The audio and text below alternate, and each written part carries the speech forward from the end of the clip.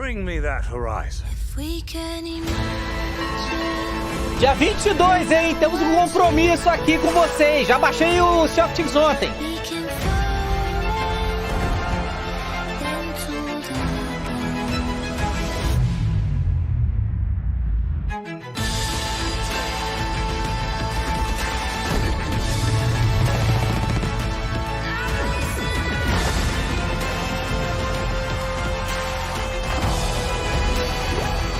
Agradecer o Café e Game, Vitor Santos, Enzo Polizel, virou sub, Pedro Freitas 10, virou sub, vambora.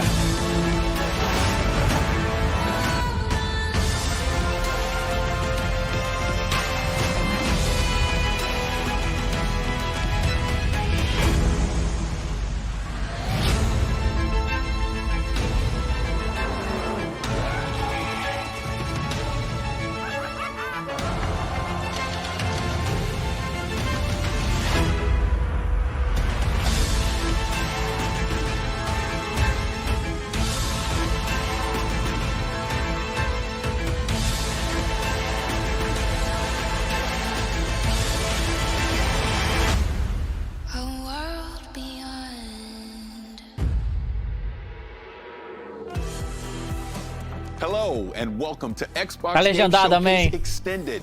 I'm your host, Paris Lilly. You may also know me from Gamertag Radio and Kind of Funny. Não. I'm excited to be here with you today. R Chacon09 virou sub, Silver 3001 virou sub segundo mês, Caio Gerard virou sub do mês, fala Davy, valeu Caio. Wow, 30 games from some of the world's most talented developers, and 27 of those games are coming to you on Xbox Game Pass. We saw the first in-engine footage of Starfield and learned that, yes, Bethesda is bringing it to Xbox, PC, and day one on Game Pass exclusively.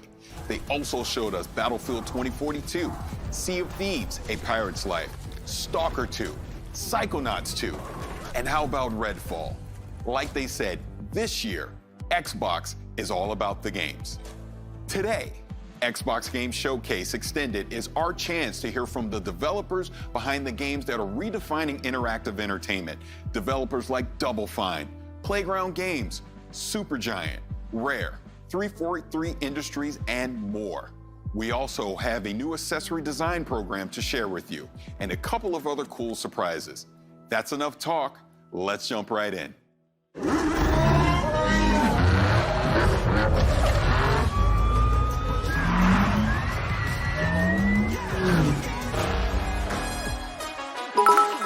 Ó, o Rojão mandou bits aí. You can see it for yourselves. Forza Horizon 5 Tem arma de looks prego phenomenal. quebrada, sim. And Tem arma here de with prego us que tá today, OP. all the way from the Leandro UK, Mizotti virou is sub, Mike Kai Cats Brown virou from sub, Playground Tissinger virou sub do Games. quinto mês, Mike, vambora. thanks so much for joining us. Hey, great to be here. Now, Ó, Mike, Forza Horizon Forza 5. Horizon has taken driving fans to Colorado, France, Italy, Australia, and the UK. Emerson How did you DWW decide virou sub on com Prime, Mexico for obrigado. Forza Horizon 5? Yeah, so we knew right from the start that we wanted it to be the largest Horizon yet. But it's not far down the path from that you realize you don't want to go big if it's just going to be more of the same. So we also knew that it needed to be the most contrasting, most diverse open world we'd ever built. And then when you start to look at Mexico, it really is like the whole world in one country. It's got snowy peaks, tropical jungles, epic canyons, amazing beaches, beautiful architecture, incredible historic cities, but also modern cities as well. It really has everything. And then you add in the culture, the music, the artwork, the people, the history. And there really is no more exciting Tá location muito for bonito the meu Forza Horizon Festival. 5. Now that we're in Mexico, what are some of the authentic elements that we can expect in the game? Yeah, totally. So we've got the largest and most diverse world we've ever built. And as I mentioned just a moment ago, something that really excited us about Mexico is the culture. So we've worked with creators Daniel from all MRS07 across versão com Mexico. Prime, Will We've had 457 versão com Mexican Prime, artists Paulo produce PP Ghost beautiful versão com mural Prime, artwork Tennis that you Songs find versão on com the Prime, walls Thunderplay around the versão com game. Prime, obrigado We've galera, worked with vambora. Mexican music acts to produce original compositions for the game. We've worked with Mexican scriptwriters and actors so that all of those Mexican voices you hear in the game will sound really authentic.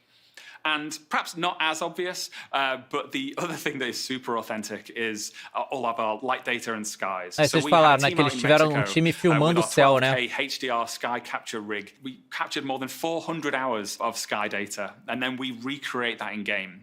So all of the light, the shadows, the color information, all of it is recreated in game based on real light data captured from Mexico. So everything you're seeing there just has that real authenticity, that feeling of reality. Now, we got a peek at Event Lab. Now, what can you tell us about that? Yeah, so Event Lab is a really exciting para poder fazer aquelas suite pistas of tools loucas, né? that will allow people in the community to create whatever they can imagine, really. If we look at the video right now, all of this that we see has been built using that Event Lab tool set.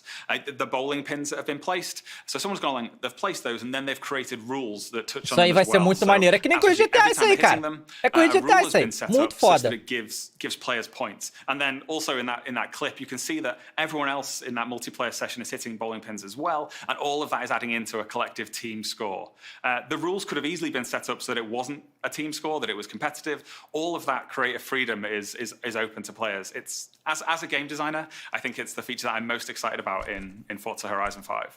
And I would say as a gamer, it's a feature I'm definitely excited about because this really is going to open up some unique features between me and my friends. Now, with the power of the Xbox Series X and the S, what are some of the new technical features novas funcionalidades dos consoles novos, vamos ver. So in Forza Vista, we're really able to turn up everything, ramp everything on, turn on ray tracing, and we have the cars looking more realistic than they ever have before, unparalleled detail. But that detail, it does apply to the rest of the world as well. During the Xbox E3 showcase the other day, I mentioned we'd modeled the detail on everything, right down to the individual needles on the As animações muito foda, né, das peças mecânicas e tal. Closest to the camera at that point. That level of detail is applied to everything that you see. And thanks to the power of the Xbox Series consoles, it's not just things that are right in front of the camera as well. We've really been able to push out all of the LODs and the draw distance and everything so that everything in the scene is full of that detail. Vamos fazer live esse jogo aí com certeza. Foi uma das melhores coisas mostradas na E3, Forza Horizon 5. Isso porque eu nem curto um jogo de corrida, hein? When can the world expect to play Forza Horizon 5? Sure. So we're launching this holiday on the Xbox Series consoles, isso é fake news, tá? Que se você pagar mais caro, você joga antes, tá? Já tá confirmado isso.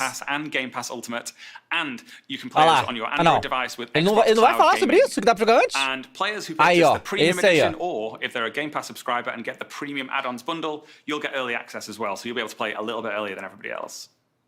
Now, Mike, this was a huge moment for you and the team. What does this Esse é o Felipe Monte Número virou sub por um ano, Emanuel virou sub, Batata Caseira virou sub, Caio Gota e Pedro Prata. Muito obrigado, gente. But this is my first game as creative director, so in this period over the last few days and week or so, as people are seeing it for the first time, for me it's probably been one of the most exciting experiences of my life. It's been absolutely incredible. Again, Mike, thank you so much for being here. Thank you so much for having me. It's been a pleasure. Se for o evento todo assim, eu gostei, né? E a gente sabia que ia ser uma coisa, né? Ia ser só alguns detalhes, mas mostrando gameplay e tal, tá legal. Hellblade, será? Chief Creative Ninja to explain what they've been hard at work on. E o Team Ninja não falou nada, né, na conferência. Hello everyone, Hellblade 2. Welcome to our brand spanking new Ninja House in Cambridge. I wanted to give you an update on the work so far for Senua Saga Hellblade 2. What we're doing right now is building a good chunky slice of the game before we then move into full production to build out the rest. Hellblade was very special for us, parece que vai demorar para chegar, we né? didn't want to do a straight sequel, we wanted to do something extra special, and so we're making our lives as difficult as possible in that pursuit. The game is set in Iceland, 9th century Iceland, so we've been sending out art and audio teams out there, doing photography, photogrammetry, and combining it with satellite data to recreate large swathes of the landscape. On the character front, we're building real costumes, scanning them in. We're collaborating with Epic Games to bring you next-generation digital characters. On the combat front, we want it to be extra real and brutal. And so Melina, our main actress, has been training for 2 years, and all of our animators have undergone combat training. Maneiro, hein? Muito maneiro isso. What you're going to see here is not a trailer, it's not a gameplay reveal, but rather a montage of the kind of work montagem de algumas coisas do Hellblade 2.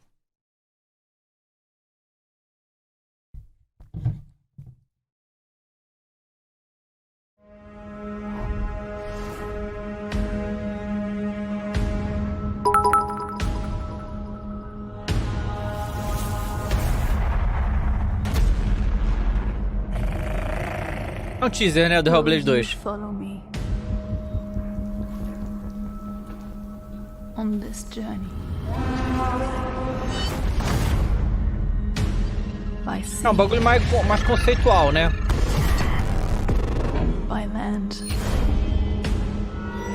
and dreams, through the valleys of despair, over the mountains of rage. É que isso aí parece que é filmagem real, tá, galera? Não parece que é gameplay, não. É onde eles foram pra pegar as imagens, né? But I will show you what lies behind my eyes. With our swords, we will forge new stories to strike the gods that haunt us. We will embrace our suffering, soothe our scars of grief, and break their siege of our minds. They may see them as gods, but we will show them what lies behind our eyes. Tá maneiro, hein? Porra! Tá maneiro, hein? Tá aí, Hellblade 2. Apareceu, ó, já apareceu mais do que eu achei que ia aparecer, hein? Maneiro.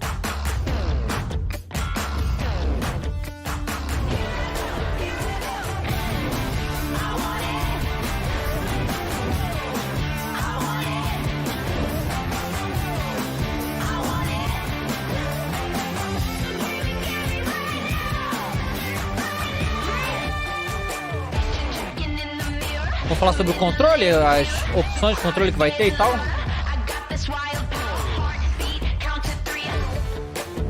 O controle tá caro, né? Tá tudo caro, né? Esse que é o bagulho. Infelizmente isso não tem aqui no Brasil, né?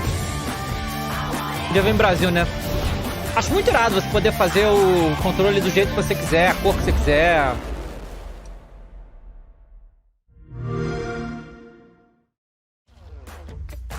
And that is Xbox Design Lab.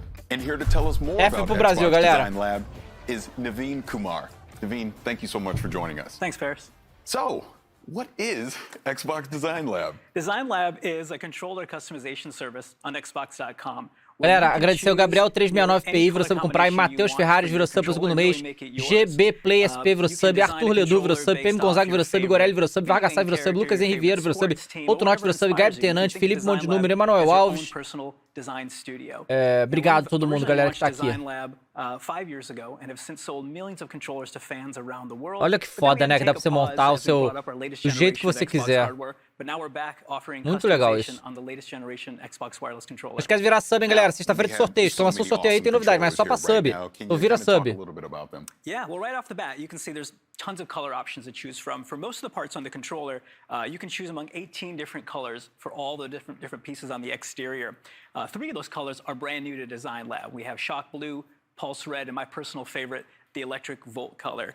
Most of the colors include post-consumer recycled resins in them. So there's a portion of things that are ground up, like automotive headlights, recycled water bottles. Eu gosto do controle personalizado. Acho bem maneiro. We also have new button options for the ABXY button set and the View Menu Share. Ah, dá pra botar que nem do Xbox 360. Ah, eu acho maneiro isso. Eu acho mais maneiro assim, inclusive. And yeah, this is just the beginning. We're excited to introduce more customization options over time. Olha, João Vitor MDS virou sub segundo mês, BXLSP, JPA virou sub, o Carioca virou sub, Nick Suspeito virou sub, V Frajola virou sub.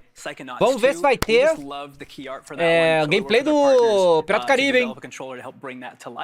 And there's also one that's inspired by Grounded and the aphid character from that game.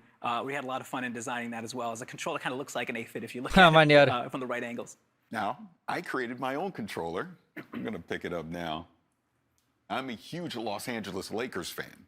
world champion Los Angeles Lakers. And my design was inspired by that, so I went with the yellow on the front, I went with the purple on the back. Pode botar a mensagem maneira. I designed the buttons kind of with the black accent, F pro Brasil, né? Podia vir isso pra cá, né?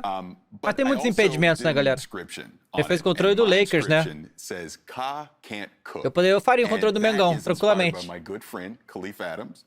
He does a fantastic show called Spawn on Me, but he's a terrible cook. So I want to make sure that every time I pick up a controller to play on Xbox, I'm reminded how terrible of a cook he is and to avoid it at all costs. But enough of terrible cooking. Let's talk about something that you designed. Yeah, I designed this controller right in front of me here. Again, on my favorite color, this electric volt. I just love the way that the midnight blue accents pop up. Eu adoro essas... Eles botam esses nomes nas cores, tá ligado? Não é verde-limão, não. Verde-limão que ano passado é o Electric Volt, tá ligado? Não é azul escuro, é o Midnight Blue. Adoro. Teve uma live de Minecraft que a gente ficou falando sobre cores. Foi bem...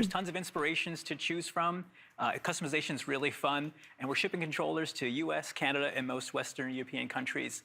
And these make great gifts, whether it's for yourself or that special gamer in your life. That is fantastic. Eu acho um presente irado também, se dá pra alguém que gosta e tal, todo personalizado, isso é maneiro. World's Edge will give us a deeper look at Age of Empires 4. But first, Tim Schafer is giving us a closer look at Psychonauts 2. Psychonauts não ligo muito.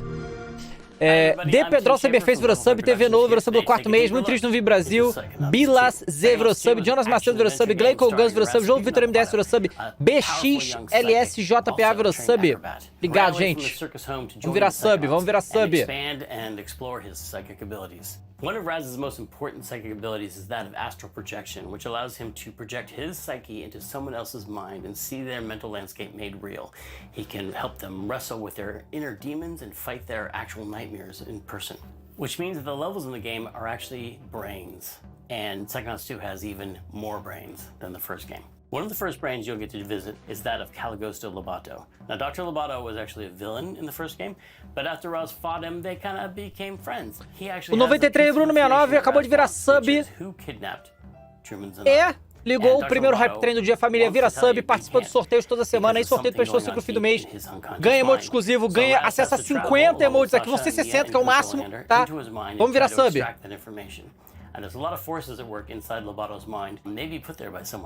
Mais um sub, a gente pega o level 2 já, hein? Some of the enemies that you might recognize from the first Psychonauts game, including the censors, entities designed to stamp out thoughts that don't belong in someone's mind, including Raz, who doesn't belong here. But you also see a lot of new enemies, such as doubts and regrets. Nunca joguei Psychonauts, alguém já jogou? Maneiro. Maurício Nogueira virou sub, Amaku Russo virou sub, Kekio Nimusha virou sub. He's an amateur dentist. He doesn't know a lot about teeth, but he really likes them. Luckily, to fight all these enemies, Raz will have his psychic powers, including his powerful psychic punch, where he has these hands falou que jogou e é bem legal. From his body. Luizinho também falou que é maneiro. He also has his psychic blast, where he can shoot a powerful energy beam out of his brain. Raz also has the ability of pyrokinesis. It's always handy to be able to burn things with your mind. Ismael S. Carvalho virou sub, Nebrel que virou sub, obrigado. Lixinho Lindinho virou sub. Or ride around on to get somewhere really quickly. So with É uma plataforma, né? Deve ser legal, parece legal. Hopefully find out who kidnapped Truman Zanotto. Now, while Truman's been kidnapped, the person running the Psychonauts is Hollis Forsyth, the second head of the Psychonauts. Hollis is also the head of the intern program, which is what Raz has joined now that he's become part of the Psychonauts. And he is invited into Hollis's brain for instruction. Hollis is teaching him a new psychic ability called mental connection. Cresceu o Rafael e MTV, virou sub também. Salve, David, adoro muito, cara, sucesso. Também faço noites de jogos, valeu, Rafa. KXPZW, você no segundo mês. Obrigado, Hype Train tá o quê? Level 3? Vambora! Creates a lot of interest in gambling inside of Hollis's mind because he wants to go on the mission to the Lady Luctopus Casino. Unfortunately, this connection leads to more connections, and eventually the whole thing gets out of Raz's control, and Hollis gets way too interested in gambling. And Raz has to go back into her mind, where he finds out that her memories of medical school, where she studied neurology, Pedro HCW90 virou sub. Aí a gente tá level 4, obrigado, galera. A casino hospital, and Raz has to actually go in there and engage with all these gambling machines in order to shut it down and return Hollis's mind back to normal. And she's gonna be really mad. Inside Hollis's mind, you'll see bigger, tougher sensors that have turned into bouncers inside the casino, and also a new enemy called Bad Idea. Bad Ideas spawn actual nasty-looking light bulbs over their head that become O John Switch Live virou sub com Prime, obrigado. Now, headquarters. One of the things that happens in Psychonauts 2 that's most exciting to Raz is that he gets to visit the headquarters of the Psychonauts themselves, which is called the Mother Lobe. This is the center for all Psychonauts. Ô João, você tem que conectar sua conta para você poder virar sub com Prime de graça, tá? Então bota exclamação Prime no chat, vai no link, conecta a conta e vá pro Vira Sub. Seu Emerson vira sub pro segundo mês, salve Dava. Ainda bem que estou mostrando jogos no evento, ainda estou traumatizado pelo EAD da Take-Two. Bob R7 vira sub com Prime, obrigado. Mais um subzinho level 5, vambora. And sort of the everyday happenings of what appears to be normal in the Psychonauts world. There are a lot of little hidden pathways and treasures around the base that he can find, side quests and scavenger hunts, and things that you might recognize from the first game. There's a lot of characters to meet, a lot of fun things to discover, a lot of secrets about the Psychonauts themselves, and the lore of the founding of the Psychonauts, including the Psychic Six, who were seen on stumps around the campfire in the first game, but now we get to go much deeper into the story of how they played a part in the founding of the Psychonauts, how they were brought together and recruited by Ford Cruller and turned into this amazing international espionage force. One of the things that was so important about the first game was exploring Sr. Pança mandou 100 bits, LF Cadorim, vira sub 8º mês, tamo junto, sucesso pra você. Matheus Monte Número, vira sub com Prime, muito obrigado. And so in the second game we've expanded on that. There's an even bigger natural environment, multiple natural environments around the headquarters that you can explore. There's a quarry outside the Mother Lobe, which is where they dug out these massive deposits of Titanium, this psychoreactive Thiago Bebê vira sub pro 11º mês, muito obrigado. And changes psychic powers. There's lots Level of 5 já, 40%, obrigado, galera. Lots of abandoned mines and caves and things to explore. And next door to the quarry is an abandoned roadside attraction called the Questionable Area, a sort of power vortex of strange happenings, which is also Isaac Freitas virou sub, Iago Bebê, Dutra 1975, Paul Rocha, Vitor Monção virou sub pro 11º mês, salve David mais um mês, vambora, completamos o hype, obrigado. Dedicated to the mystery of the Sasclops, which is a giant one-eyed being that might have existed and might not have. Here in the Questionable Area, Raz's family is camped out, his entire family, as if to embarrass him in front of his new Psychonauts friends. His family has showed up and they want him back in the circus. It turns out some of his family members, including his own father, have a little bit of psychic power themselves, and they'll be exploring that in Psychonauts 2. Regin0909 vira sub com Prime, obrigado. Curse on Raz's family to die in water. The Quados have been cursed. Eu estou mostrando demais do jogo, eu acho, né? Tipo, calma, também precisa mostrar o jogo inteiro, vai zerar o bagulho aí. In the form of the Hand of Galocchio, which is this hand that comes out of the water, which is really just Raz's psychic construct. Raz is so afraid of water because of the curse put on his family that every time he comes near water, this creepy hand comes out and tries to grab him and pull him under, which is all happening inside of Raz's head. In Psychonauts 2, you'll get to find out who put this curse on Raz's family, where it came from, and what he can do about it. The story you uncover about the curse put on Raz's family links back into the story of the foundation of the Psychonauts, and Raz finds out that his family and the Psychonauts family are actually more intertwined than he believed. Esse aqui o MJ Gamer 055 virou sub pro 3º mês. Rai Gabriel virou sub pro 4º mês. Leif Eric virou sub, obrigado. Hype 30 177, vambora. O Vini01 virou sub pelo 3º mês, falou, salve, salve, jogo Cartola. Não, cara, não jogo Cartola não. She's a powerful psychic and she's a mass murderer. And she's been believed to be dead for many years, but there's a lot of unknown things going on behind the scenes and a lot of mysteries and a lot of plots for the player to uncover in Psychonauts 2. So that's it. Thanks for taking this deeper look into Psychonauts 2 with me. The game is coming out August 25th. 5 de agosto, já vai ser bem legal. Pre-order now. So I'll stop Guizão, virou sub pro 7 mês. Fala, Dave, mais um mês completo live, tamo junto, valeu, Guizão. Marcos 1901 virou sub com Prime, obrigado.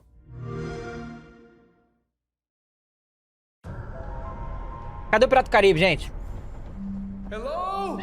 Ah, esse jogo aí eu achei bem... esse jogo aí...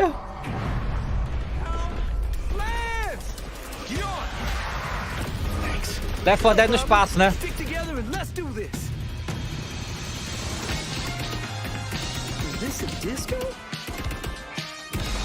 This I do not like. I could use some help. Hit your pulse. Avalon Gamer virou sub do 5º mês. Ernesto Domingos Júnior virou sub aí 260% do Hype Train, galera. Muito obrigado, ó. Sualesco virou sub com Prime também. No stopping, no shooting, just straight to the bridge.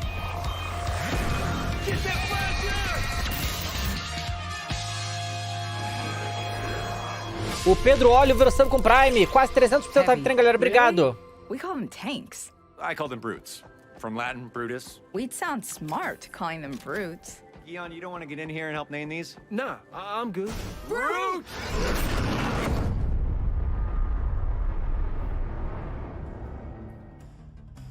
The Anacrusis is looking like a game I didn't realize I needed in my life. Esse jogo aí. Não sei se foi uma boa ideia perder tempo falando desse jogo hoje não, hein? Esse joguinho. Chet, thank you for being here. Oh, thanks for having me. Now, talk to me about this game, the Anacrusis. What's the concept? How did you come up with this? So I grew up with late 60s, early 70s sci-fi. I love that stuff, right? Logan's Run. Yes. Battlestar Galactica, Space 1999. That wasn't cheesy to me or campy. That was just the way sci-fi was. And so we wanted to set a game in that world, right? We have those cool colors, cool shapes, fantastical sci-fi weapons and creatures. And then it also lends itself to, we wanted something that was positive about the players, the characters, you're working together. Sure, there's aliens. Sure, you're fighting them. Sure, you're trying to save Earth.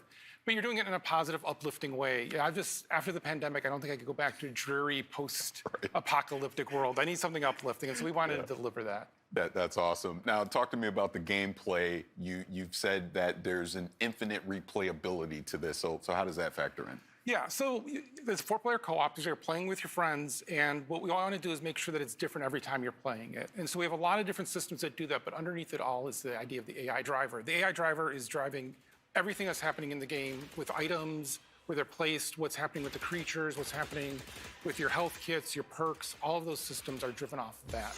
And so what that means is, as you're playing, not only do you have those, hey, this last time we played this, there was nothing here, and this time... Novo gameplay desse jogo aí, que sinceramente não me atrai em nada esse jogo aí. You have some downtime, and then you have some really big uptime in it. A arma parece de brinquedo, tá ligado? Não parece que tá tirando nada, tá ligado? So if you're first time playing and your team is doing very well, we'll put health kits right on the main path for you to find. O Juan Carlos BBO, virou sobre o segundo mês, e é mais uma vez aqui, salve, Mate, Museologo, King of Games BR, Pedro Oli, obrigado, galera. Pô, e esses inimigos eu achei muito toscos, esses ET aí, esquisitão. But in a way more interesting way than just saying, hey, let's double the health of all the enemies. Right. And then we do something of, we actually look from session to session as well. So if you play with the same 3 friends every week, and you guys have been killing it for 10 weeks in a row, well, let's mix it up for you. Let's just throw something crazy at you that you've never seen before, and a million aliens. Wes Barreto, você pelo 4 mês, salve Davy, mais um mês tive que ligar o PC pra renovar o Prime, a Sony tá devendo evento de peso, também acho. Um fim de semana. E Rezende, 1996, virou sub, Marlon Alberto virou sub, muito obrigado. It's scaling to your, basically your skill level, right? Exactly. So yeah, that's fantastic. Now, kind of deeper dive more into the perk system that you're gonna have in the game. So for the perks, we looked at a lot of games where you start with, let's say, a class-based thing. And then, if you're playing with your same friends, well, I'm going to be support, you're going to be carry, someone else will be help. Like, we kind of get into a rut of what systems we're playing and how we're playing. And so we want to be able to mix that up so that every time you're playing, you're also kind of choosing your role based on the perks you're getting. So perks come in this thing called a meta compiler. And you have to go find the meta compilers in the world. And once you find one, you'll have from 1 to 3 perks to choose from. And then over time, you're essentially building a deck for your character. And so you might have it where if you saw in the trailer, Left 4 Dead no espaço, galera, não tem o que falar. Só que parece pior que Left 4 Dead, então. Well, you can invest into that. Cachorro Sorridente virou sub com Prime, obrigado Cachorro Sorridente. Pulse faster, and now it protects their other players around you. And then it gets more powerful and you can actually do damage with it. So all of a sudden, you went from being a support character playing in the back to leading the charge going forward and knocking down aliens and everyone else blasting. Rap TV do R$5 falou, acho que a Raiteu deixou de aparecer, eu vi que a Riot estava no evento, não sei se vi errado. Cara, sinceramente, se Raiteu fosse pra aparecer, eu acho que já teria aparecido em algum evento maior do que esse é um evento menor, é um evento só pra, né, mostrar mais algumas coisas, que inclusive eu tô gostando desse evento, tô achando legal, assim, porque se propôs, é claro. Bélgica virou 2-1.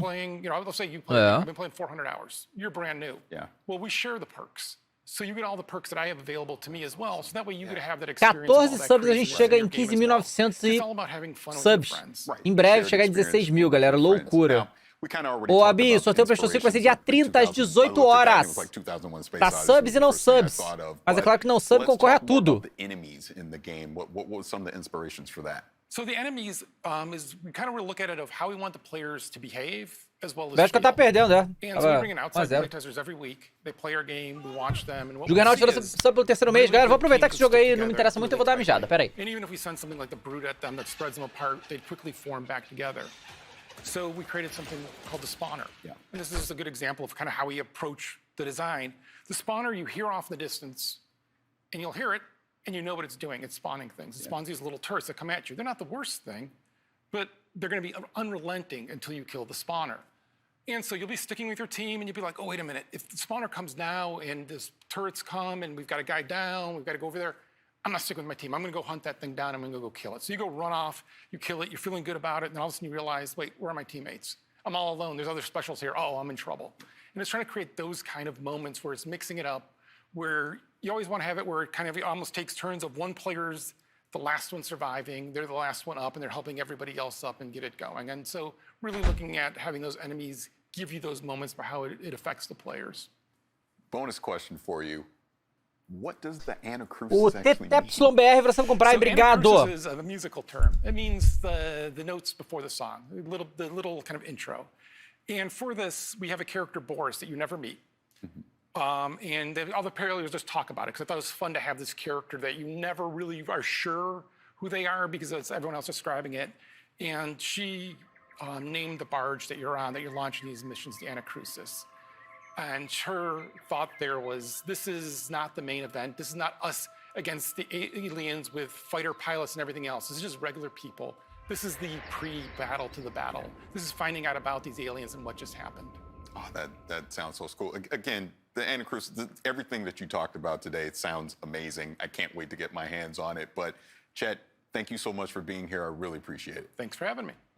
We've got so much more coming in today's show, including Obsidian Entertainment with Grounded, Tem novidade para o Grounded, and Let It Roll with Shredders, and 343 Industries with a deeper dive on that incredible multiplayer trailer for Halo Infinite. But first, the original Stalker was one of the most intense and eerie games of its era. Next year, we return to Chernobyl for Stalker 2. And Zach from GSC Game World has a closer look at the game. Let's check it out. Pô, mas não falaram do Sea of Thieves, pô? Hi everyone, it's Zach from Como lançaram o game, acabou de versão com Prime. Pô, a gente já viu muito sobre o Stalker, né? A gente viu no PC Game Show, o Xbox, Summer Game, a gente viu muita coisa sobre o Stalker já, né? April 28, 2022. By the way, the pre-orders are open for both PC and Xbox. You're obviously here willing to learn more, so here are several details about Stalker 2. O Pedro falou, não falaram nada do The Forest. Pois é, né? Também queria mais coisa do The Forest. A little bit deeper in our trailer. This section of the trailer is a bandit's gunfight on the chemical plant. O gameplay do Stalker. You can see the actual in-game animations of picking up the weapons and installing modifications on the go. The thing is, you can notice the teaser of a new faction. We are not showing the exact moment right now because we wonder if you can discover it yourself. You may actually recognize the exact location on the swamps. If you played Stalker Clear Sky, you may remember this place. The time did the job, but the tower is definitely still there. Also in this scene, you can see a brand new detector Skiff is using for the artifact hunt. Because of its form, it's called Gilka, which actually means a branch in the Ukrainian.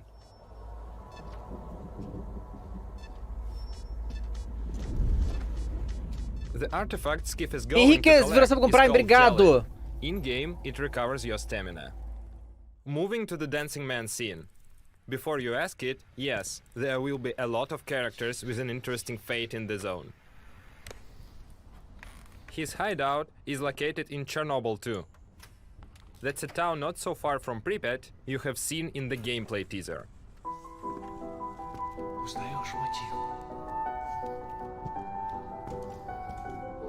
O Denis Sorbes, versão pro segundo mês. Obrigado, Denis. Вот это культура. А ты одно и то же по кругу лобаешь. Сам же просто. The campfires. A small isle of safety in the unwelcoming zone. A place where you can finally have a little rest before another foray. You have seen the campfire during the first trailer in the Rookie village. Of course, it wasn't the only one. The zone is full of dangers and mutants. The monsters are the result of the numerous experiments. We're not ready to show you all of them, so let's stick to the old good bloodsucker for now. Считаешь, я не думал, как обойтись без его смерти?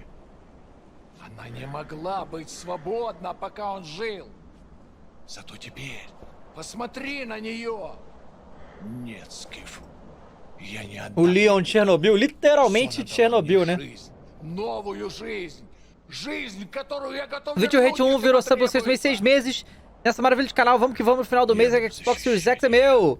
Não, a gente não vai sortear o Xbox Series X, é o Series S. Eu nem achei pra comprar o Series X, tá? Não esqueça de virar sub. Denis Sorge virou sub. Behind the scenes video from our motion capture studio.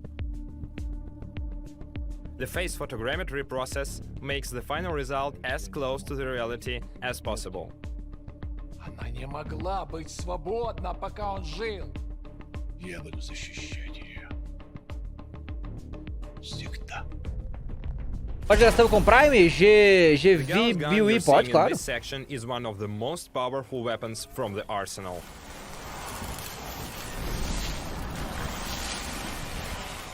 Охренеть. Похоже, пора. И куда ты теперь? В Припять. Moving to the final thing for today, Toxki, grosso, vira sub com Prime, obrigado, Toxki. Sergei Grigorovich, the creator of the Stalker series. Удачной охоты, Stalker.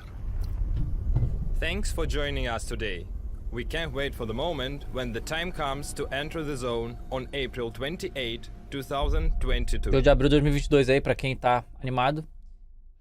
Is Cavalcante, vira sub com Prime, obrigado. Stalker 2 is shaping up to be something special, and I can't wait to play it next year when it comes to Xbox, PC, and Game Pass on day one. On Sunday, we saw the trailer for A Plague Tale Requiem, the sequel to the award-winning A Plague Tale Innocence. And for those of you who are fans of the original, we've got some good news for you too. Amicia, I want to see Mommy. Where is he? Tipo um remaster, mas não é exatamente um remaster. What would you build?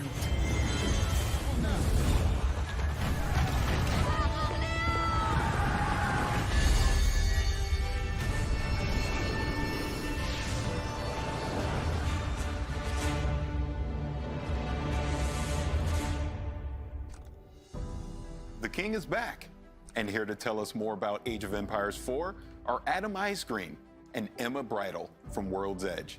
Thank you both for being here. Thanks for having us on, Paris. Oh, absolutely. I'm a legacy Age player. I'm excited for this. Now, you had some news at the briefing. Can you kind of talk about that? Virou sub com Prime, Jorge Lucas 98, virou sub com Prime, Vlai Erone, virou sub com Prime, Grafitoman, virou sub com Prime. Você tá ligado que esses jogos de estratégia, não é todo mundo que curte, mas os que jogam ficam viciados doentes, né?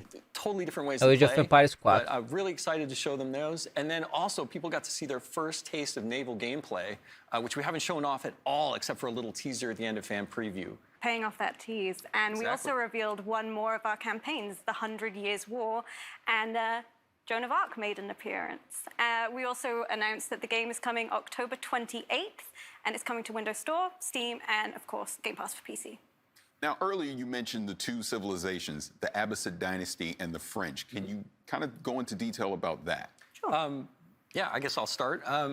The Abbasid. So the Abbasid dynasty is this amazing technological powerhouse of a civilization that has a really unique mechanic that we're bringing to them in Age of Empires 4. It's actually unique across all the civs that are in the game, in that they construct this bastion of knowledge called the House of Wisdom, and they can keep upgrading it with different wings, and that gives them a host of incredible technologies that leverage their army, their economy, their resources.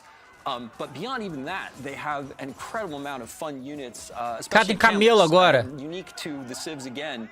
The launch civs for Age of Empires 4 is camel units, and these camels have amazing agradecer aqui o JP Luna 13, viração com Prime, obrigado. O MCG 235 falou, sou viciado, que fico desinstalando pra ver se eu paro. Camels for the different kinds of buffs and advantages you can give.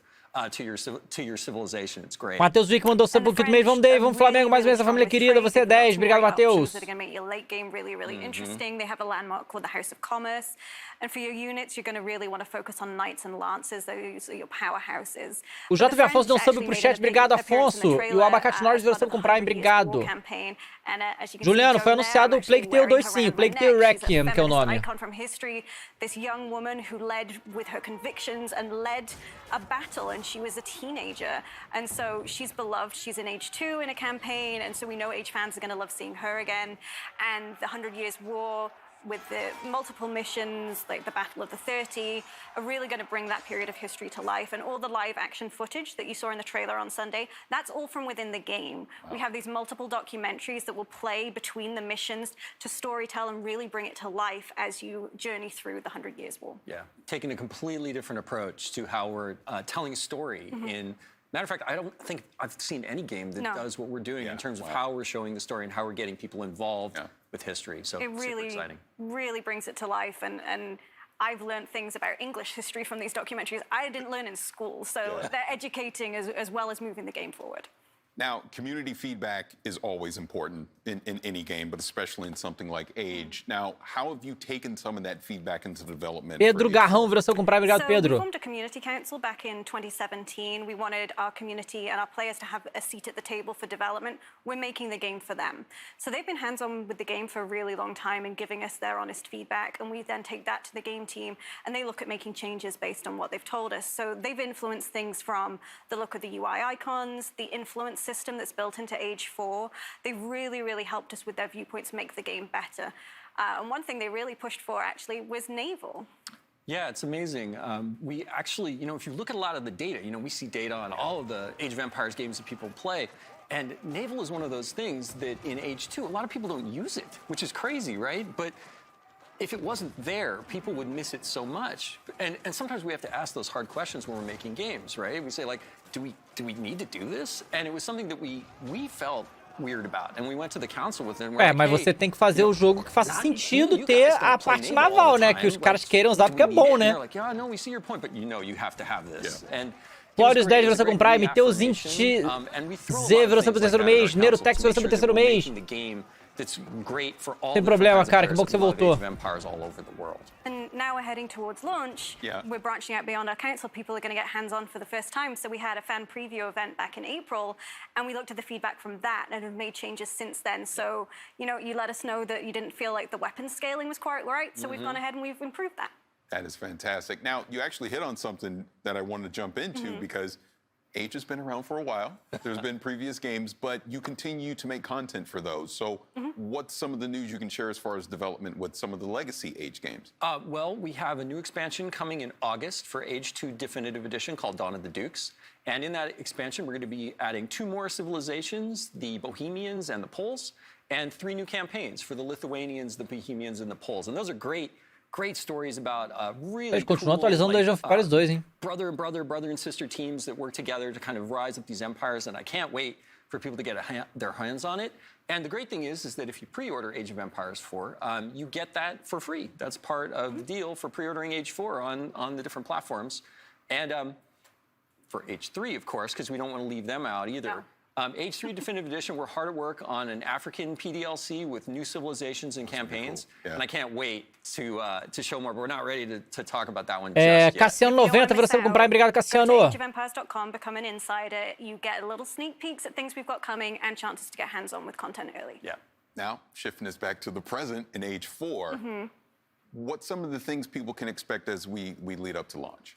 Holt X virou sub. Nunca joguei Fable, Luizinho. Nunca joguei. We're going to name our remaining launch civs and our remaining launch campaigns. We're not going to show them just yet. That'll come closer to launch. But our 2 remaining civilizations are the Holy Roman Empire and the Rus. And the names of our 2 remaining campaigns are the Rise of Moscow and the Mongol Empire. All that sounds fantastic. Please. No, I was just going to say I'm so excited. I get all gushing about things like this. you're gonna have to wait a little more to get information and see more detail on those civilizations and campaigns, but we've also got, a ton of stuff planned. We have a beta that's going to be coming up. So, you can go to ageofempires.com to sign up. Sim, Mito 13 virou seu segundo mês. Eric Ed mandou 100 bits. Você fala, Dave, será que vai rolar o State of Play da C3? Vai rolar o código de hoje? O código vai rolar, State of Play não vai rolar, galera. Yep. How long to wait? On Steam, on Windows 10, and on Game Pass for PC. So it should be great any way you want to play. We're just really excited. That is great, and I'm sure Age fans all around the world are really looking forward to that. So, again, Adam, Emma, thank you so much for being here. Thanks for having us on. No, thank you. Massive battles across land, air, and sea have been a hallmark of the Battlefield series from the beginning. Aí, mostrar Battlefield. Video, design director Daniel Berlin will tell us more about. O Nuno acabou de mandar 100 bits. A novela da Eurocopa com a Coca, água e cerveja. Agora todos os dias alguém vai fazer alguma coisa. Exatamente, Nuno. Tá? Polêmico. Olha o Battlefield aí.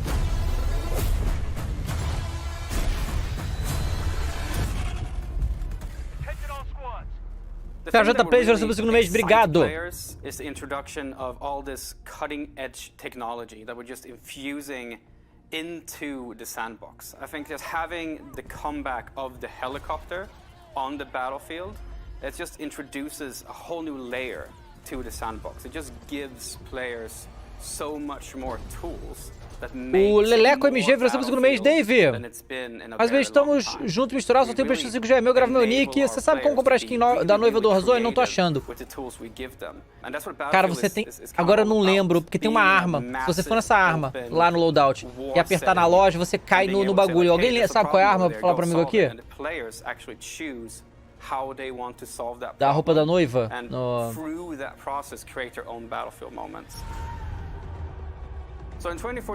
Pedro Badarros, 25 versão com Prime, obrigado. Mac 10. Vai lá no Warzone, abre a parte onde tá Mac 10, vai no loadout, aí vai em loja. Aí você vai procurar e vai estar lá a skin da noiva.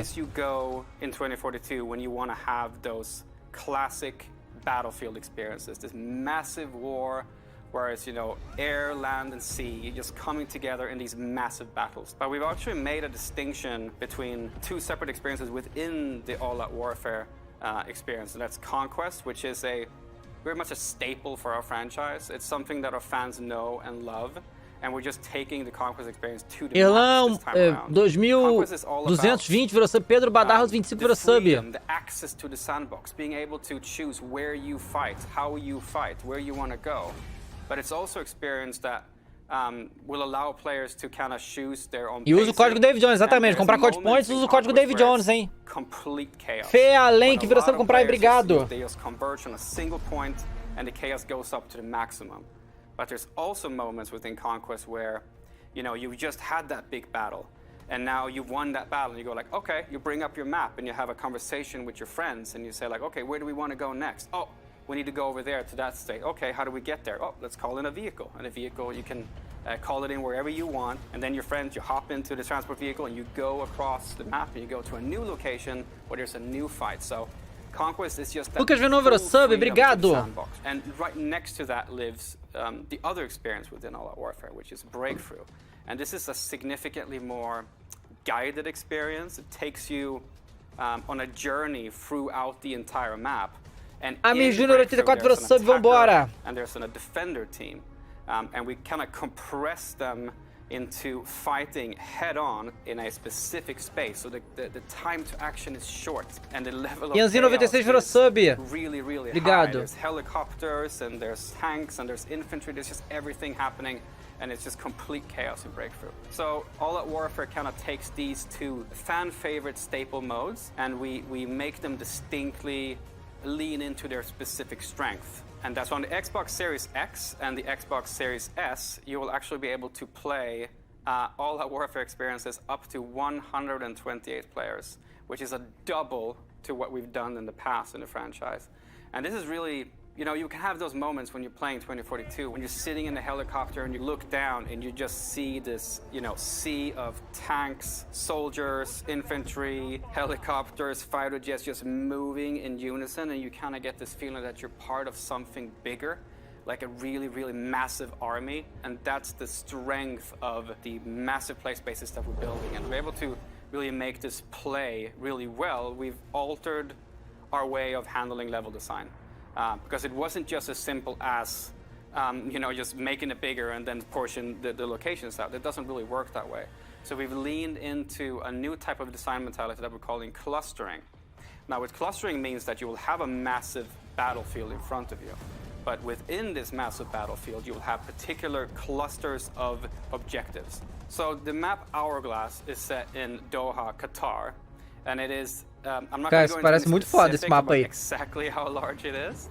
But it is definitely one of the larger maps that we will have in 2042. It's one of my favorite maps personally because it has some really, really cool, distinct locations within it.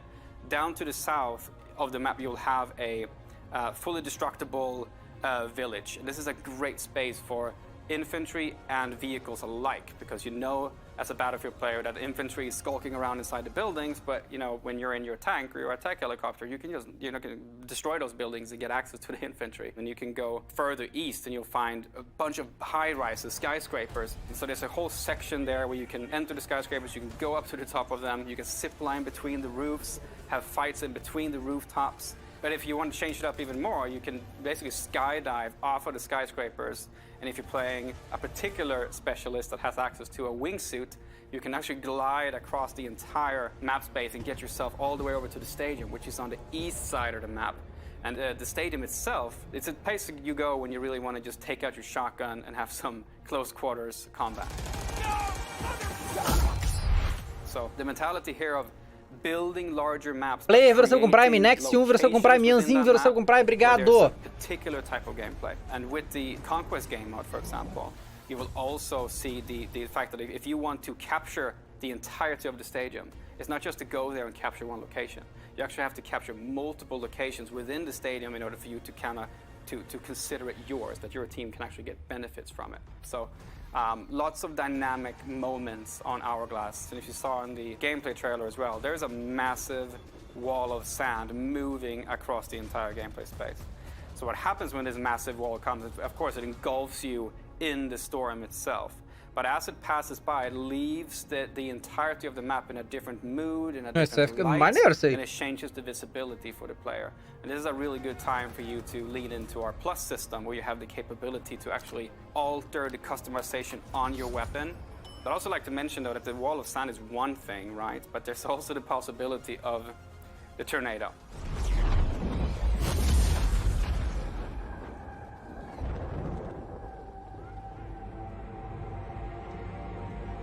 The tornado is this massive disruptor that just comes into the play space, and wherever it goes, destruction follows. It's a massive, moving physical entity that will pick you up, throw you across the map, pull helicopters into it.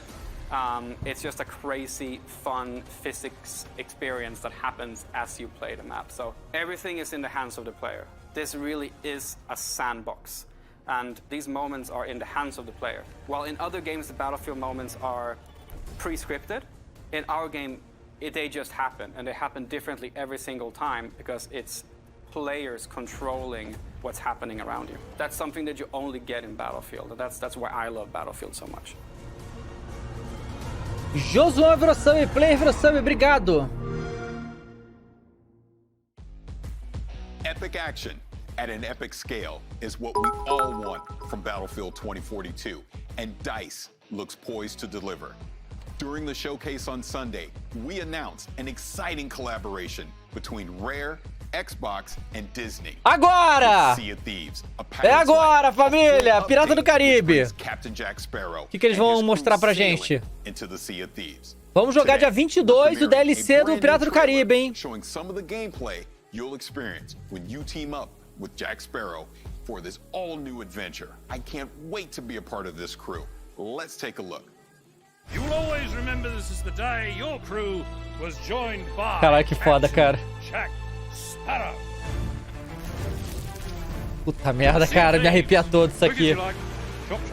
Então o Jack Sparrow vai junto na aventura?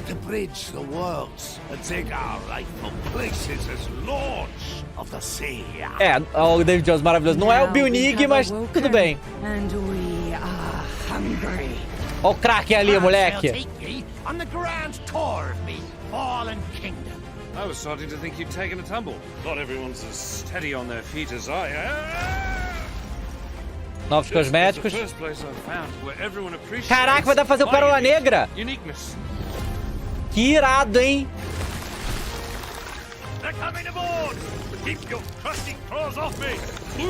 Inimigos novos, né? Davy Jones wishes you destroyed. And I shall oblige him. O vilão do bagulho é o Davy Jones, cara.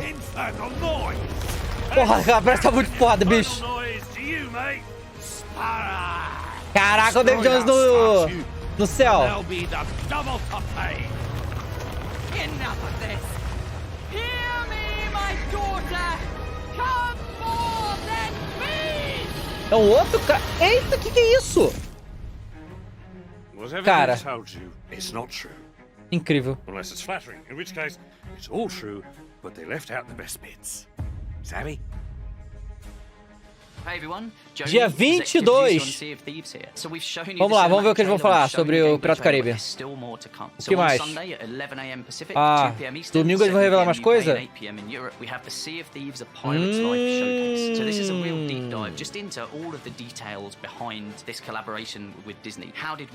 Vamos fazer uma live pra ver isso. Vamos fazer essa live. Cara, que... with our development team and also just to chat with us with Disney just about how this collaboration came to be. So Gostei muito. Amazing. I hope everybody tunes in, so we'll see you on Sunday. Bom, então teremos que assistir domingo isso aí em live, né? Ai, cara, que foda, que foda. Dia 22, hein? Olha o Flight Simulator aí. Josuan virou sub, o Sinistro 007 Off-Fic virou sub.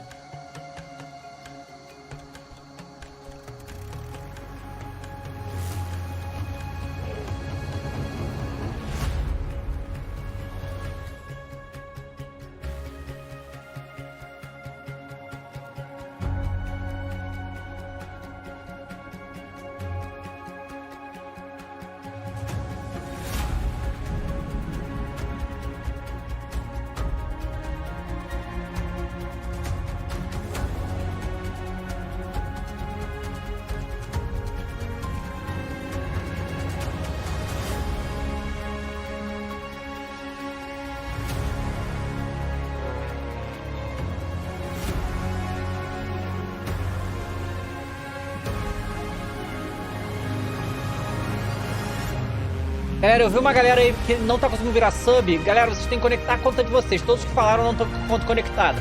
Bota exclamação Prime no chat. Vai vir um link, clica no link, conecta sua conta, volta aqui. Aí aperta no botão roxo de inscrever aí, se você vira sub, tá?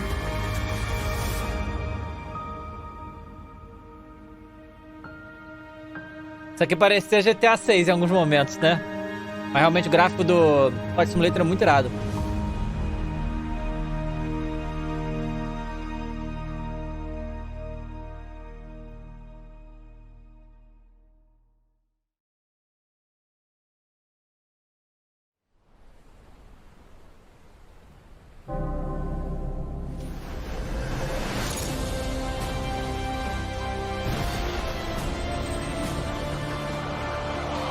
Macaco voador, viração com Prime, obrigado.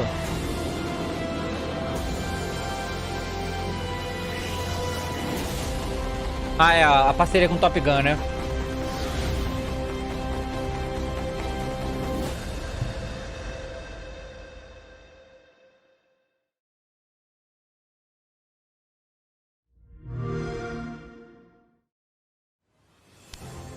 I'm ready for the danger zone. Maverick. We'll get to that in just a second. When Microsoft Flight Simulator launched last year on PC, reviewers and gamers alike were blown away by the stunning visuals and the depth of simulation. Joining us is Jorg Newman, the head of Microsoft Flight Simulator. Gabriel 9L, você por segundo mês. Obrigado, Gabriel. Great to meet you. Those are cool glasses. You get your jacket. Yeah, I got my jacket as well. So you had some announcements this Sunday about Microsoft Flight Simulator. Can you go into that a little bit? Yeah, it was super cool. We announced that Microsoft Flight Simulator is coming O Rick to 3000X virou sub terceiro mês, 3 meses, vamos que vamos. Kevin 2023 virou sub 4 mês. Blackmore Game virou sub com Prime. Obrigado, gente. It goes back all the way to 1982. You know, it predates Office and Windows. And when we launched last year, it was on the PC only, and it was a really warm welcome from simmers and from press and from people who have never flown flight sim before. So we're super excited that it comes to console now, and so for the first time in the history of the franchise. Chegamos a 15.900 subs, galera. Obrigado. Tamo aí 100 subs pra chegar no 16 mil, hein? Loucura! Xbox Series X and S. What sorcery are you doing to get this running on both of those consoles? I have to know. I think it's a combination of two things, really. First off, it's a super powerful console. Yes. And then we are really using the Microsoft tech stack in an interesting way. So as you know, Series X and S is like a beast. The GPU is awesome, super powerful CPU with multiple cores, RAM, fast RAM. We can run in 4K. That's super important for planes. Because you sit there in the cockpit, you need to be able to read all the text. SSD, fast internet. So it's basically the equivalent of a really powerful high-end PC. And on top of that, on Flight Sim, we're using the Microsoft stack a lot. Like we have 2.5 petabyte of data. Caraca! 1.6 million CDs sitting on Azure. And we're basically streaming that down as you go. And we also do machine learning algorithms up there, and that is how we build procedurally in runtime. Esse é o Marcos Paulo Teixeira, viração com Prime, o Eris Lee, viração com Prime, Thales Filho de Thanos, viração com Prime, Blackmore Game, viração com Prime, obrigado. You get it to work on console. That is fantastic. Now, with Xbox Game Pass and with it coming to console, you're going to expose Flight Simulator to a lot of new gamers, right? So what are some of the things that you're going to do to make it more accessible to a wider audience? So you're exactly right. We had a little bit of that last year when we launched, because we knew the flight simmers, that's their hobby. They came in, they know everything about aviation, they know exactly what to do. But we had a lot of people come in through Xbox Game Pass on PC and basically tried for the first time. So even on the PC launch, we did a bunch of work on onboarding with tutorials. Brasigast viração com Prime, Artir de viração com Prime, obrigado. We're actually doing a ton more. And I actually brought you a little video. And so there's 5 things we did. The first thing, if you're becoming a pilot, the first thing you do is you do a discovery flight. It's basically, you know, you have a flight instructor next to you. He does most of the work, he or she. And you get to steer the plane and feel really good about yourself, right? And so we said, we need to recreate that. So we picked 10 places on Earth, like some of the most compelling places, like Mount Everest, or Rio de Janeiro, or New York, or the pyramids. And we basically put you in a plane, it's ready to go, it's beautiful weather, and all you need to do is fly and have fun. And it really is an onboarding experience, is super good.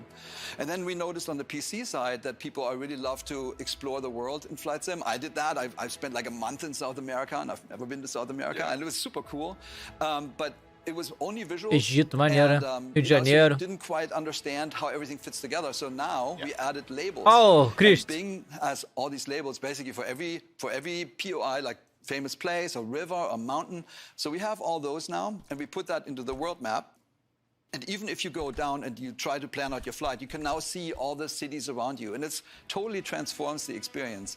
Same in game. So we now have labels in game where you see, you know, here's Everett, over there's, you know, whatever, and you learn about the planet more, and it's a much more enriching experience, just experiencing the planet. Oh, yeah, absolutely. Yeah, the next thing we did is that we revamped the tutorials. We wanted to basically smoothen out the onboarding experience. We wanted to retain knowledge more. So we had 8 tutorials on the PC, now we have 22. Oh, wow. And they're shorter, they're much more focused, and we have a performance indicator system. So basically it rates you and how you did, and you get a score. And honestly, I can speak for myself. Like, I'm totally motivated to get better and better and better. And pô, jogar isso em realidade virtual deve ser irado, né? How you really fly. So it's been super successful, and I think it's going to help newcomers a lot. The next feature that we have it's called Flight Assistant, which I use a lot. It's basically, so just imagine you fly over New York and you see. You want to actually just look at the landscape and look at the city, but you know eventually you want to go to Brooklyn Bridge. So on the flight instructor, you can now flight assistants, you can now click on, go to Brooklyn Bridge, and the AI, almost like a co-pilot next to you, will fly you to the Brooklyn Bridge, and you can just look around and have an interesting time. Same with airports, which are sometimes challenging for people. Like you can click on the airport and say, please land me at, say, Newark Airport. And then the last thing estão dando uma facilitada pra galera que quer jogar só pra brincar, né? Porque é um simulador real, né? You can now go and basically say recover, and it's almost like the pilot is sitting next to you. Super helpful. I think people will love it. And the last thing was, you know, we learned that everybody's good taking off, but some people are hesitant to land, specifically when you look at like big international airports and they seem scary and you need to talk to the air traffic controller and all that, super technical. So we added a new feature called Land Anywhere. Tô facilitando pra galera que só quer se divertir, brincar, tá ligado? E não ter a simulação toda e tal. So we added basically floats to a bunch of our planes, and you can land everywhere now on the ocean or in rivers or wherever. Same with snow. So we have skis on our planes now, and so you can go to the polar regions, mountaintops, or when it's winter, because we have winter, when it's snowing, you can now land anywhere. So I think those 5 things in Pedro combination CM virou sub no 7º mês, Endergu virou sub, Douglas Mestre, Regis P78, Regis Silza, todo mundo virou sub com Prime, obrigado. It's not easier, it's not gamified. Like we gave assistances to help you learn how to actually fly a plane. I think we're going to achieve that. So one thing on PC is there's a ton of flight accessories that you can use as far as various peripherals and controls. What are you going to be able to bring to the console that can somewhat replicate that experience? Totally, yeah. So a good news story. So there's 2 really good flight sticks already on the console. It's the Thrustmaster T-Flight HOTAS 1. If you have that, and then there's also the HOTI HOTAS flight stick. And so we fully support those 2. And then we worked with all the main top-notch peripheral makers, both on PC and Xbox. And all I can say is there are going to be some really good announcements coming up. And for Core Simmer, I can say you can now play. We have the software to have a full Core Sim experience, and we'll have the hardware on Xbox. All for the first time on a console. It's going to be great. Oh, that's going to be great. Now, we obviously had the funny start with Paulo 060211 virou 7 meses. Salve, Davy. Qual a marca da armação dos seus óculos? Preciso comprar. Isso aqui é Chili Beans, cara. Foi na Chili Beans que eu comprei. It's really like a dream come true. If you think about entertainment and the franchises that celebrate aviation, you will actually come to Microsoft Flight Simulator and Top Gun, and it's a perfect marriage. So I can't say that much about it because the movie obviously is, you know, keeps everything under wraps. But if you watch the trailer carefully, you saw there's some FA-18s, and there's an aircraft carrier. There might be another plane. And then I can say is we're going to go fast, like really fast, and we're going to be in the danger zone.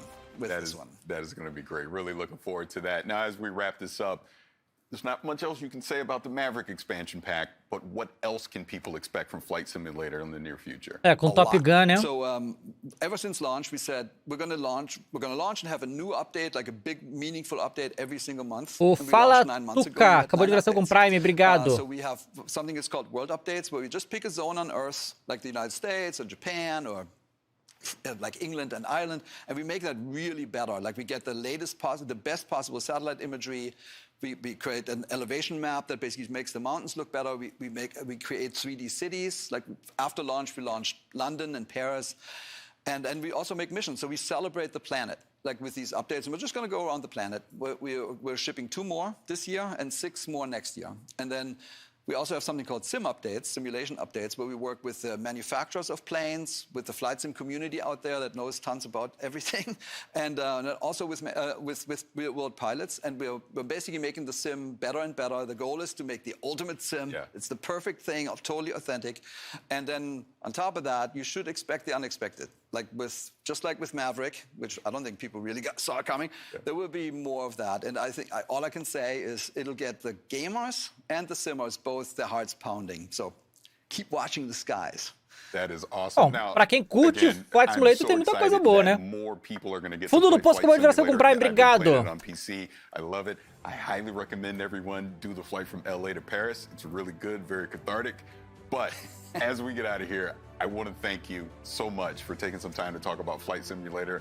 Can't wait for that expansion pack. Thank you so much. It was awesome. Thank you. Still to come, we have Grounded, Shredders, and of course, Halo Infinite. But first, one of the best PC games of 2020 was Hades, and it's got a ton of awards. Esse jogo é muito bom, cara. Here's a closer look at what we can expect. Careca acabou de viração com Prime, obrigado, Careca. This year on Xbox Series X and S. Maravilhoso, Hades, hein? Quem não jogou, joga, hein? Our Game of the Year winning roguelike dungeon crawler is coming soon to Xbox, and I want to introduce you to some of the gods, ghosts, and monsters you'll meet in our rendition of the ancient Greek underworld. You don't need any prior interest in Greek myth to get into Hades, but as you play, maybe you'll get to wondering how much of this stuff comes from mythology. The answer is a whole lot. Greek myth is filled with wild, fascinating, often contradictory stories of these larger-than-life characters. The Olympians are a big, complicated family, always bickering and always pushing each other, and their portrayals in classical mythology inspired our portrayals in Hades. Let's start with Hades himself. Maravilhoso, Hades. A dublagem desse jogo é uma das paradas mais impressionantes que eu já vi nos games ever. É muito bom. Modern adaptations of Greek myth, but in classical mythology, he's a complicated guy and much more principled than some of his brothers or sisters. He's so fascinating, we made a whole game about him. As the god of the dead, Hades has an imposing reputation to live up to, so he even has a monstrous pet in the three-headed hound of hell, Cerberus. The idea that this savage beast was still somebody's pet dog crystallized how we wanted to portray the gods in Hades, that despite being immortal and all-powerful, they're not so different from the rest of us. Though, let's not forget Zagreus. We've heard from many players who figured Zagreus was a god of our own creation. After all, who's ever heard of Hades having any kids? But according to some ancient sources, he did. Greetings, Father. Curioso, eu sabia que o Zagreus, eu achei que o Zagreus foi feito pro jogo também. So I'll just be on my way again. In classical mythology, Zagreus is a little-known chthonic god, meaning a god of the underworld, sometimes associated with Dionysus, the god of wine. But in other cases, he is associated with Hades. How could Hades have a son nobody knows about? How does he fit into the myths we do know of Hades? We were so drawn to answering these questions that they form the basis for the entire story of this game. If you're the prince of the underworld, who do you get as your personal trainer? That would be Achilles, a near-invincible warrior in his day, once called the greatest of the Greeks. Good to see you, lad, despite the circumstances. Remember your training out there. The pain of death is but another obstacle. Hades takes place after his untimely demise during the Trojan War, once he's had a lot of time to reflect on his life choices. Achilles lived in glory, so he's got an okay gig in the afterlife, but some wretched souls end up in a really bad spot in the underworld. And for better or worse, they get to meet Megara. Ever stubborn, aren't you? Maybe my whip might make you reconsider whatever it is that you're attempting here. She is one of the three Fury sisters tasked with torturing some of the absolute worst souls for all eternity. And in our game, she's also tasked with making sure Zagreus doesn't make it out of the underworld. These two have a lot of history, and since the story of Hades keeps moving forward each time you play, the more you run into Megara, the better you'll get to know her. There's also Thanatos. Death approaches. He may decide to drop in on you when he isn't busy whisking the souls of the recently departed to the underworld. Thought you could just get away from me, did you? He is the personification of death, according to Greek myth, though represents more of a peaceful death than, say, the kind that happened a lot during something like the Trojan War. So even though he can seem a little sinister at first, in the spirit of the mythology, we wanted our Thanatos to have a gentler side. Thanatos has a couple of brothers in Hades, such as Hypnos here, the personification of sleep. Paul says here one of the wretched thugs got you. Too bad. Peter Taylor versão do 7 mês, Mano Finista, BR Rafa, Master Game, M Felipe 05, R Delins, Careca, obrigado. Dozens of different possibilities. Where did all these gods of the underworld come from anyway? According to the Theogony, an ancient Greek creation myth by Hesiod that introduces all the gods and their ancestors, many of the chthonic gods came from Nyx, the personification of night. A mitologia grega é muito foda, né? E é muito bom que eles usaram tudo isso aqui nesse jogo, né? She is a primordial goddess, meaning she is much older even than Hades or the Olympians. And in our game, she has an important role in the underworld, not the least of which is helping you unlock some of your hidden power. There are 30 different characters to meet and grow closer to the more you play Hades, and we hope you enjoy getting to know them all. Some of them feel truly ancient and godlike. Some are funny, some are scary. We found them incredibly inspiring and hope you do too. Once you get to meet everybody, when Hades comes to Xbox One and Series Maravilhoso, X, maravilhoso. Joguem, galera. Joguem, esse jogo é incrível. Jogo é incrível. J Vitor 89 acabou de virar pelo 11º mês. Obrigado, J Vitor.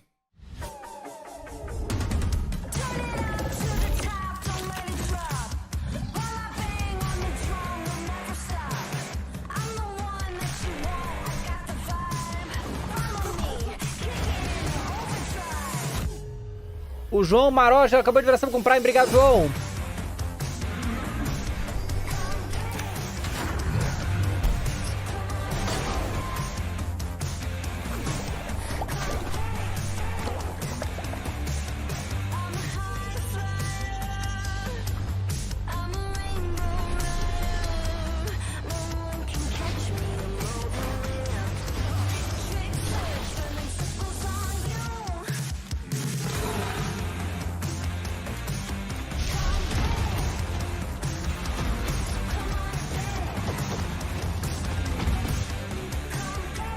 O Pedro Lisboa 16 virou pelo 9º mês. Falou aqui, fala Davy, beleza? Mais mês por aqui. Tava sumido, vida adulta é foda. Queria que tivesse jeito de ficar automática a renovação. Não dá, cara, infelizmente. Pô, mano, qual a boa de sorteios? Quero participar. Toda sexta tem sorteio. Toda sexta. E esse mês, no último dia, dia 30... No dia 30, vão sortear 2 PlayStation 5, Xbox Series S e Nintendo Switch, tá? Mas vocês têm que virar sub. Um PlayStation 5 vai ser pra todo mundo. Agora os outros vão ser pra subs.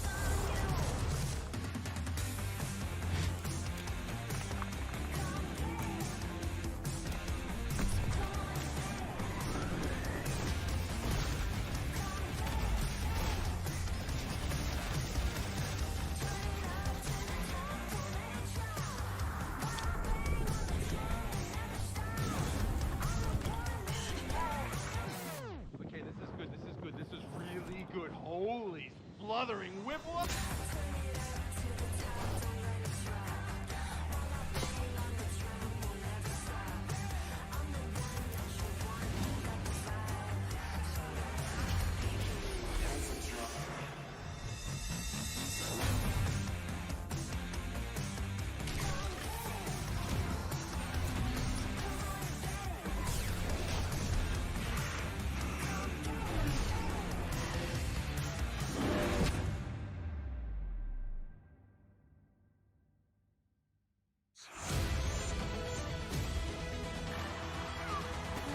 Go big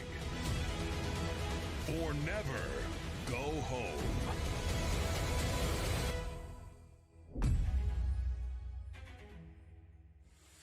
Here to tell us more about the Grounded update are Adam and Eric from Obsidian Entertainment. Gentlemen, thank you so much for being here. Thanks for having us. It's a pleasure to be here. Yeah, it's a real honor. No, absolutely. Love Grounded, love everything that you guys have been doing with it. Now, my first question is... Grodolius virou com Prime, Lip Soaks virou com Prime, Marcelo Frota virou com Prime, obrigado. Agente X1007 virou com Prime, vamos!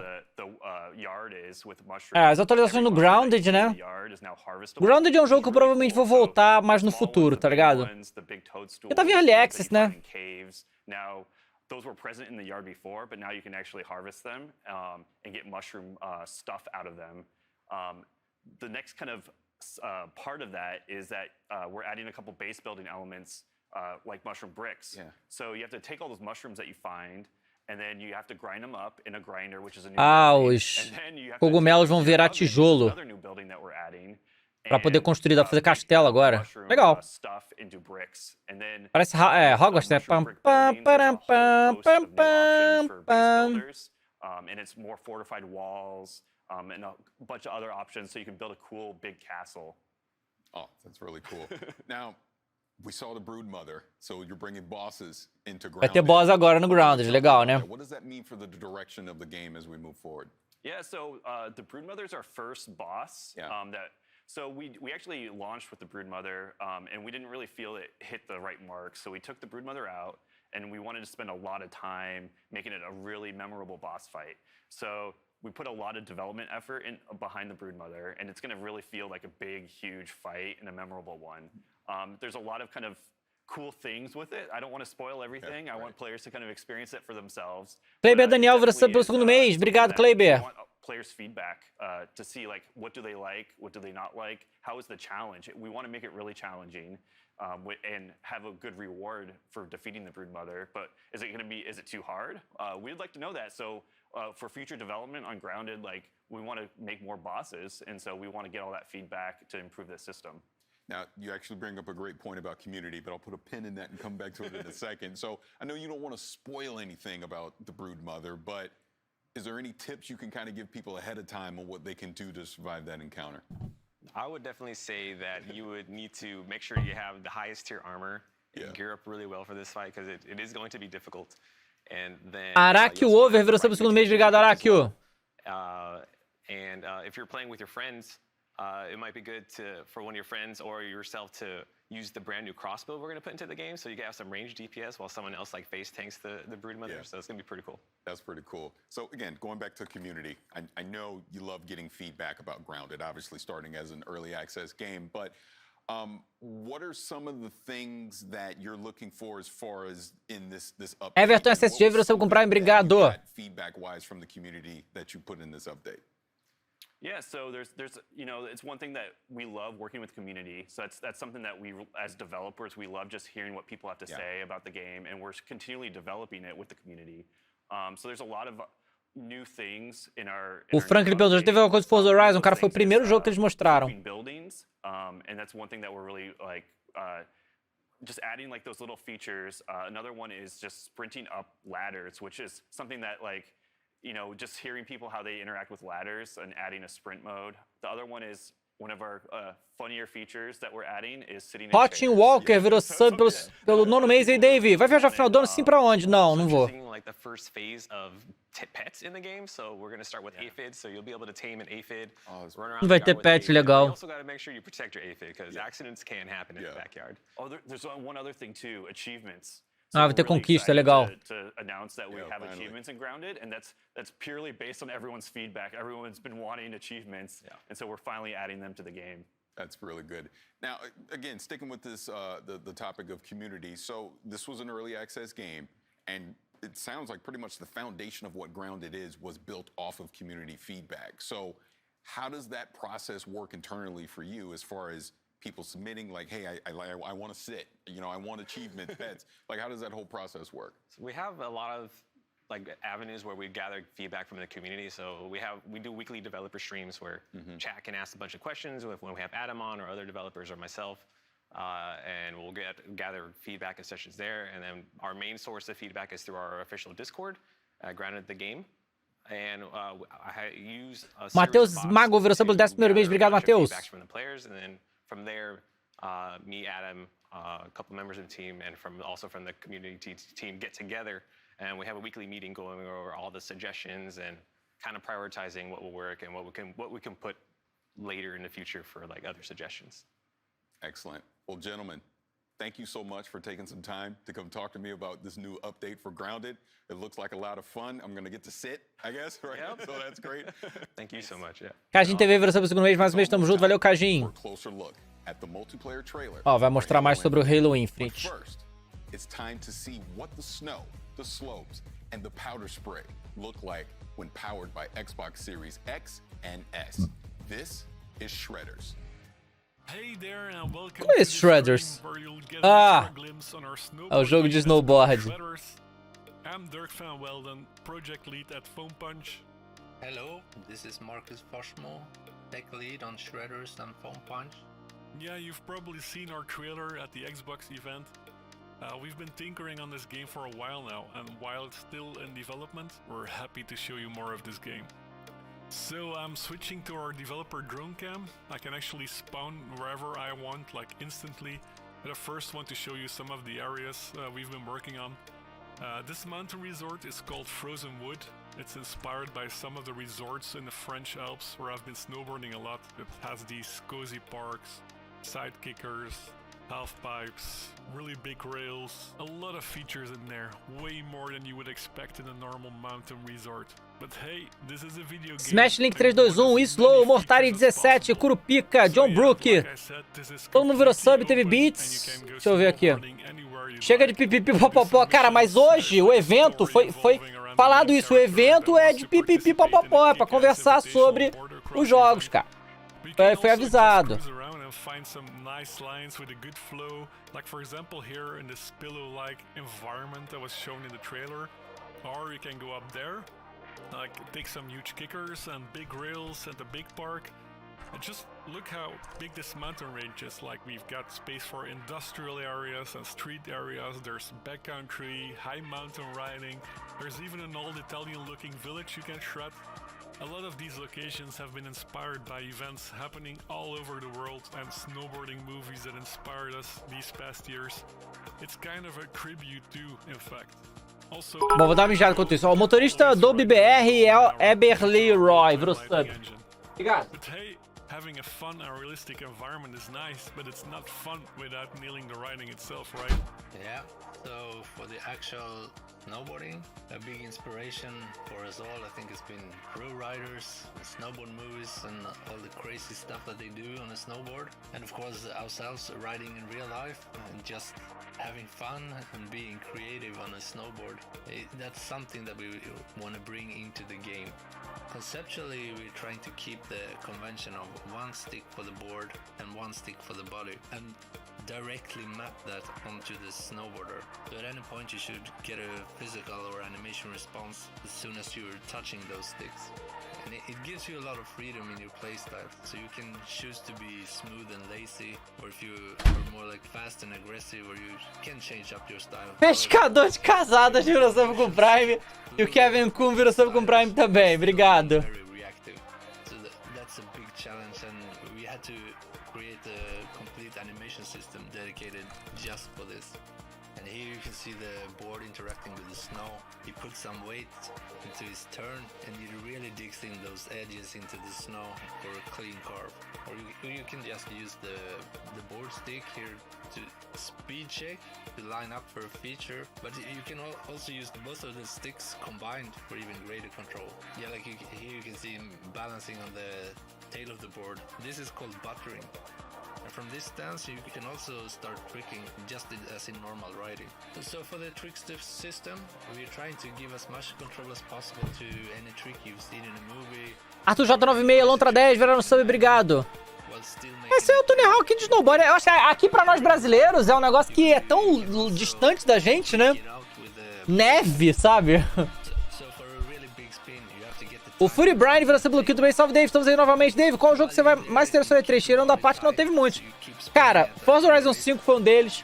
O Pirata do Caribe no Sea of Thieves. Deixa eu ver, o que mais teve de maneiro aí? Comenta aí o que vocês acharam pra ver se eu lembro.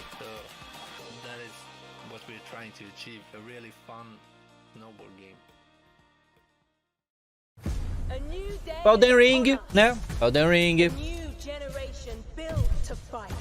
Jogo da Avatar, o Far Cry 6, né? O novo Zelda.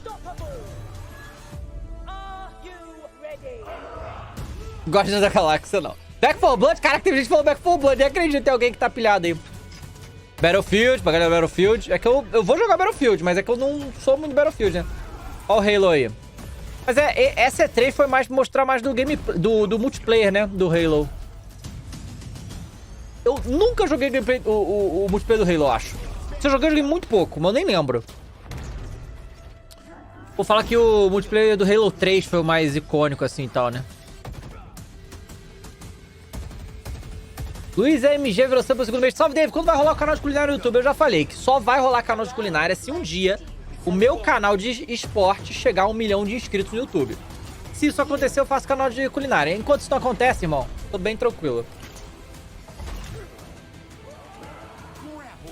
Então segue lá, exclamação canal no chat, se inscreve lá. O Cavalo HP XZZ virou sub pro segundo mês. Vou falar dele pensando em teu filho, já tá na hora de me dar. Ah, bora, vem. E o Hype 3 chegou, hein? Vamos virar sub aí, galera.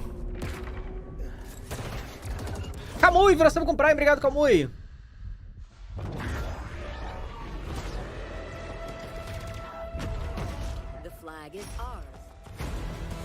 Isso aí foi a mesma coisa que mostrou na E3, né?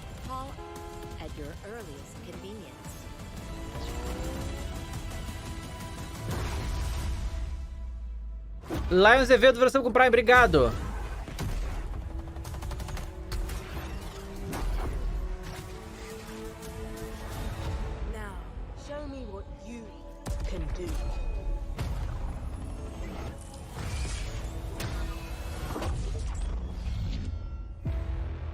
Lion Azevedo, vira sub, Hype 3 tá level 2, obrigado.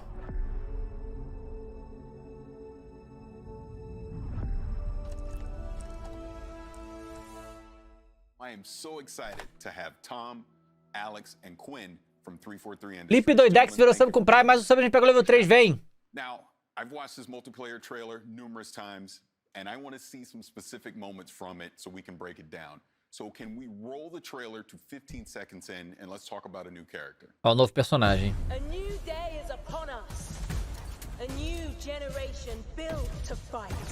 Obrigado aí, o João BMJ virou sub com Prime, Rabbit level 3, obrigado. Now, who is this character? She looks like she's in charge. Your senses are right there. She's very much in charge. That's Commander Laurette. She's in charge of the Spartan Academy. Ah, the tá. kind of contextual wrapper that the whole multiplayer universe lives in. She is basically training the new generation of Spartans to, become better, and that's really where everything wraps around. I really love this character, and then what's cool is not only is it kind of the contextual wrapper for the game, but it's also we have a whole suite of academy features, we call them, where there's a tutorial that teaches the players the fundamental basics of the game. There's weapon drills that let you practice with every weapon that exists in the game and improve your skills with those. And then there's a whole thing we call training mode, which lets you play against bots on any map, basically, in the game, and lets you experiment with the toys and kind of learn the flows of everything. So we really want to bring players on board with the game, and again, under her orders and her charge. Now, Eric Russo virou sub com Prime, João BMJ virou sub com Prime. A lot of action going on, and I want to check that out.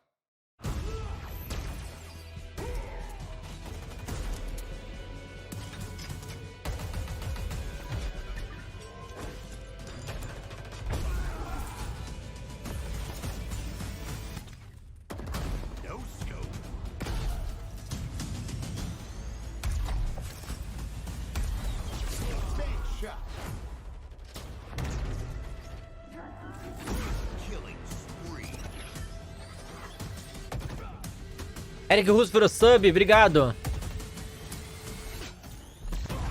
A granada é igual... É porque, pra quem não sabe, a Band que criou o Halo é a mesma do Destiny. Então existem várias semelhanças, né? Os caras estão repetindo, realmente. Porque eles não tem muita coisa. But some of the things that I really love when I look at that trailer is that first sequence where the player, they have the bulldog shotgun, they're running through, shotgunning enemies. They grab the commando off the rack, put some shots in, low sensor. Like, there's all sorts of different things that the player is interacting with, and that's the sandbox. That's what we call the sandbox. The toys that is at the disposal for our players' hands, and we just really love that moment in the trailer where they have the grapple shot, they look up, grapple the ceiling, and then in midair, no scope snipe an enemy, come all the way down. Eles não estão mostrando mais nenhuma imagem nova, né? Só as imagens que foram usadas lá, né? Some of the stuff that players can do, and that's actually the game. That's not just a movie for cinematic experience. Like, that is the game, that if players are good enough, put in time, they can actually do the things that you see in that trailer. Yeah, and few things are more important to Halo multiplayer than like interacting with the sandbox and combining it, picking it up off the map and combining it into awesome play styles. So what we did was every sandbox item in the game, when it spawns, it's spawning on an object in the map, so you can see where those things can be found.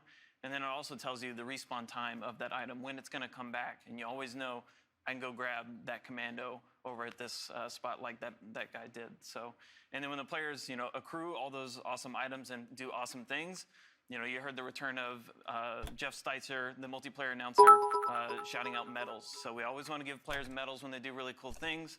So you heard some there, and you'll hear some later on in the trailer. That's awesome. See, when I watch that, to me, that's Halo. That's Halo to me. I absolutely love that. Now, let's skip ahead a little bit more into the trailer to 57 seconds. É exatamente o mesmo trailer. Eles só estão pegando os pedacinhos pra poder comentar e tal, porque eles provavelmente não podem mostrar nenhuma imagem, né? Yeah, so that is the player's personal AI. Márcio The Dog acabou de mandar 95 bits. Valeu, Márcio, e falou aqui. Boa tarde aí, tudo certo, meu querido? Quando acabar a pandemia, faz o desafio de travessão com os piratas do canal de esporte. Podemos fazer. Like Chief has Cortana, they have a personal AI in their helmet that is kind of telling them these things, and it's also another way that players can show their personality in their characters. So there's multiple personalities and characters for the player to choose, so that the right AI is in their helmet, helping them out in combat. I want to skip ahead a little further here because I think I might have saw a big team battle. So let's go to a minute 40 and check that out. Skewer acquired.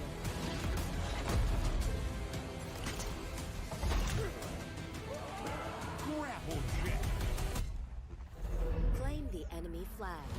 Return it to base.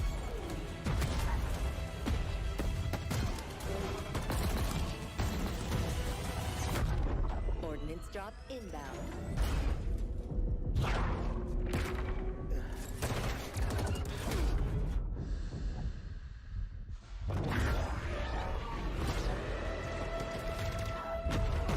The flag is ours.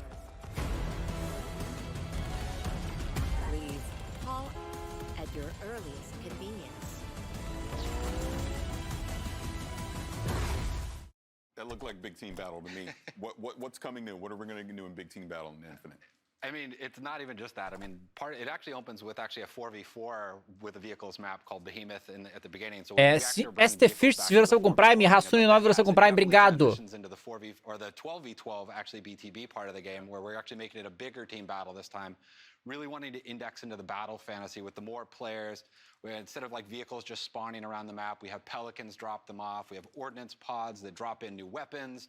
And inside of that whole time, you have the battle commander, Lorette, talking in your ear, giving you orders and trying to kind of encourage you to play around, but really just bringing the whole sandbox and the play style around this whole battle experience that we're building.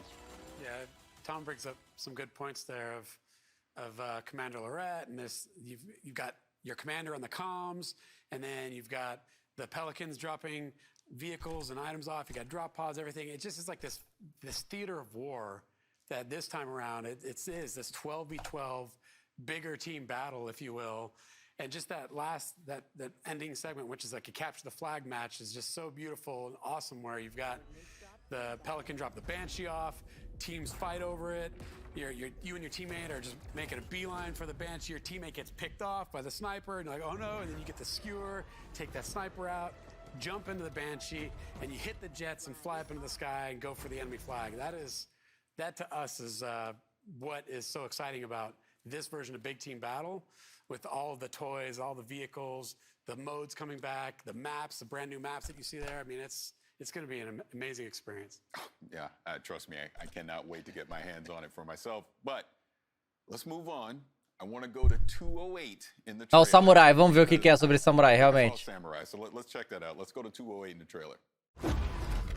Victor Faedo virou sub, Edu 2K Oficial virou sub, DJ Mark 22 virou sub.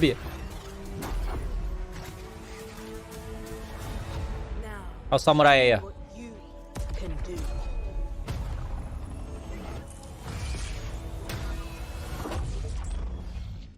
Okay, so I guess next will be a ninja, because that was definitely a samurai. So kind of talk about that. So we're going to start seeing some more customization with the armor coming in Infinite? I mean, that is a samurai Spartan armor. Yeah. And so it'll be an armor you'll be able to unlock for free in the first season, which is super cool. Players will be able to equip it, gain more armor pieces and customization options for it, etc. across the season. And then we actually have more of this stuff kind of coming down the line. There's actually some really cool ideas that we're seeing in that our team that's building that stuff. So there'll be a lot of other cool armors besides just the really core Halo Spartan armors. There'll be some other different kind of twists and things for players to play with. Awesome. Look, now before we get out of here, first of all, I want to thank all of you for being here to talk about Halo Infinite. I'm excited.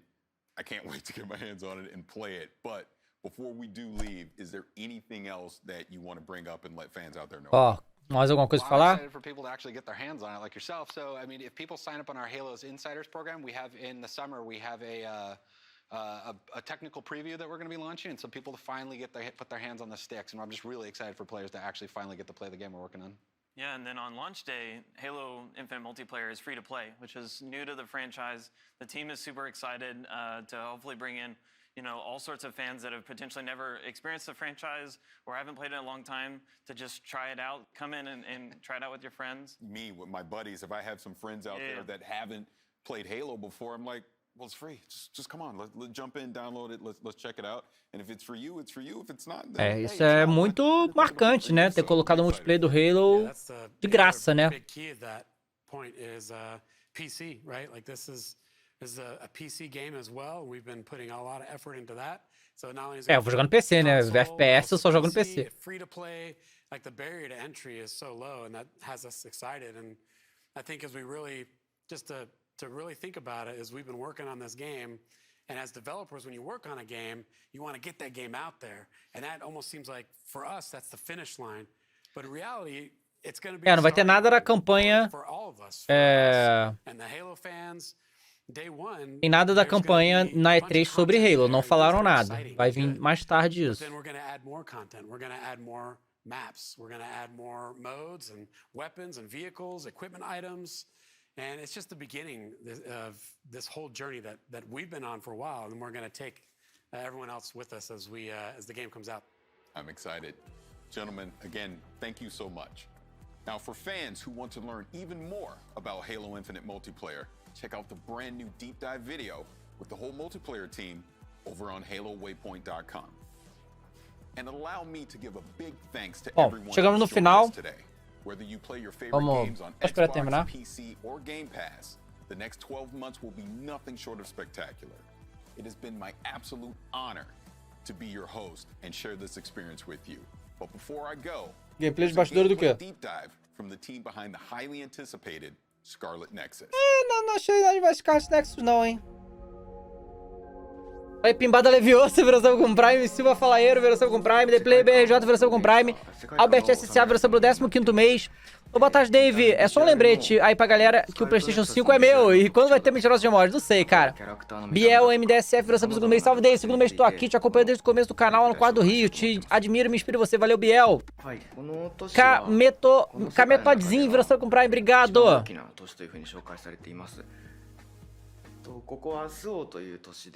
Jogo eu vi a demo, não curti muito não. この周防の都市の見た目のインスピレーションは東京の景色と日本の90年代の景色をイメージしてます。ユニークなビジュアル部分っていうのはいくらかあると思うんですけれど、あと今回はセルシェーディングとリアリスティックな背景を合成するような見た目を選んでいるんですけれど、それはまず密度感を表現したいからというのが一つありました。であともう一つはそのセルシェーディングのキャラクターとリアリスティックな映像が混ざることによってまたそこでも異質な見た目、ちょっと面白い見た目にならないかなっていうのを模索しました。でただ単にセルシェーディングのキャラクターをリアリスティックな背景に置いてしまうとすごく浮いてしまって見た目が変になってしまうっていうのを懸念してたんですけれど、うまくそこを混ざるように工夫したっていうのが今回の苦労した点の一つではあります。で例えば今映像の中で東京タワーが映ってると思うんですけれど、これは日本では有名なランドマークで海外の人も見たことがあるかもしれないものと思うんですけど、その東京タワーがものすごく大きなサイズになっていて、でこれ3000m 富士山と同じぐらいサイズがあるんですけど、それだけ大きなもの本当はそんなサイズない333メートルの東京タワーをそれだけ大きくすることによってちょっとおかしい異質な景色みたいのを作りたいっていうのがありました。Esse jogo parece legal, mas eu não curti muito. 東京の都市をいろいろと混ぜるporque saiu a demo, né? A Thaís jogou, eu vi e tal, e nãoちょっとおかしいみたいな。Mas é pra quem curte. そういった異質さを出したいっていうのがありまして、なので東京タワーも僕たちは知ってるものだけどすごく大きなこんな大きなサイズじゃないんだけど、こういったものがこの街の中にあるってことで何かちょっと変な場所だなっていうふうに思ってほしいっていうのがありました。で大きな桜の木というのは日本を代表する桜の木なんですけど、それがあまりにも大きなサイズになっていて、これもさっきの東京タワーと同じで異質さを感じてほしいと思ってやっていることです。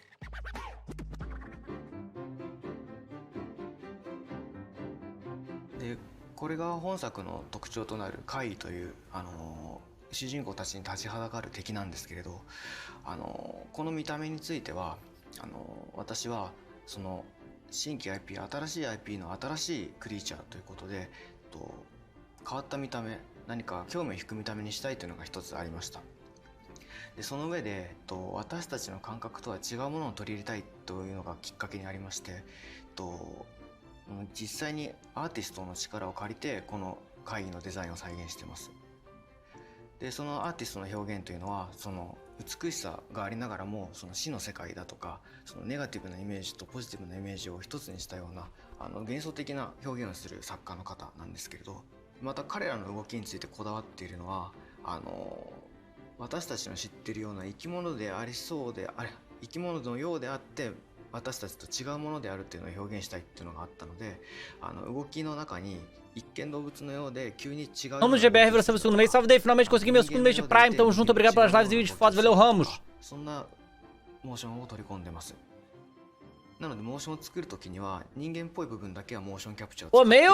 Esse tá o pipipi-popopó máximo dessa conferência aqui, porque tava tudo indo tranquilo, paz aqui, aí tal, o cara falando. 不思議な動きにできないかなっていうのを Kai Yuri, virou sobre comprar, obrigado. はい、共に新入隊員としてこう入隊したキャラクターが2人いるというところで、同じ時系列から始まって、ただその同じ境遇に置かれている一つの物語をそれぞれの視点から描いていく。でそれぞれ視点で描くことで、その時片方の視点では見えなかった状況とかを別の視点ではこう楽しんでいただける、そういうストーリーの楽しみ方を皆さんに提供したいと思って今回2人の主人公を用意しました。そして1人目がこちらですね、ゆいとすめらぎキャラクターですね。彼はですね非常に正義感が強くて、幼い頃に怪飛ばすぐに自分が怪から救われたっていう経験を持っていて、でその経験から自らも怪飛ばすぐに志願して入隊したっていうキャラクターになっています。はい、そしてもう一人がこちらのカサネランドールですね。はい、彼女はですね非常に優れた超能力を持っている、もうエリートと呼ばれるキャラクターですね。怪討伐軍からもスカウトして入隊した非常に優秀なキャラクターです。Alanildo MA, você vai comprar, obrigado, Alanildo. 重ねの視点ですね。で右側がユイトの視点でのイベントシーンになっていきますが、今重ねの視点でご覧いただいた通り、ちょっとユイトの姿が見えたりとかしています。で今重ねの方ですね、一緒に同行しているキャラクター、このキャラクターが実は未来予知の能力を持っているキャラクターで、ちょっとこのユイトたちがやられそうだなっていうのはちょっと分かるようなシーンになっています。この頃ユイトの方は今止めてますけど、これはユイトの方では入らずに次のシーンに進んでいきます。という形で、進んでいくと、こういうふうに怪が降ってきて、同じような状況に置かれてしまう。ユイトの方ではこういうふうになってるんだなっていうのは分からずに進んでいきますが、重ねの方ではやっぱり Gabinete kkkk, versão com Prime, Gabriel 773, versão com Prime, vambora. こういうふうに同じ一つのシーンでもですね、Pô, já deu esse Scarlet Nexus, hein? Putz! を持って感じられる、そういうふうなストーリーラインを作ろうとして、今回のこの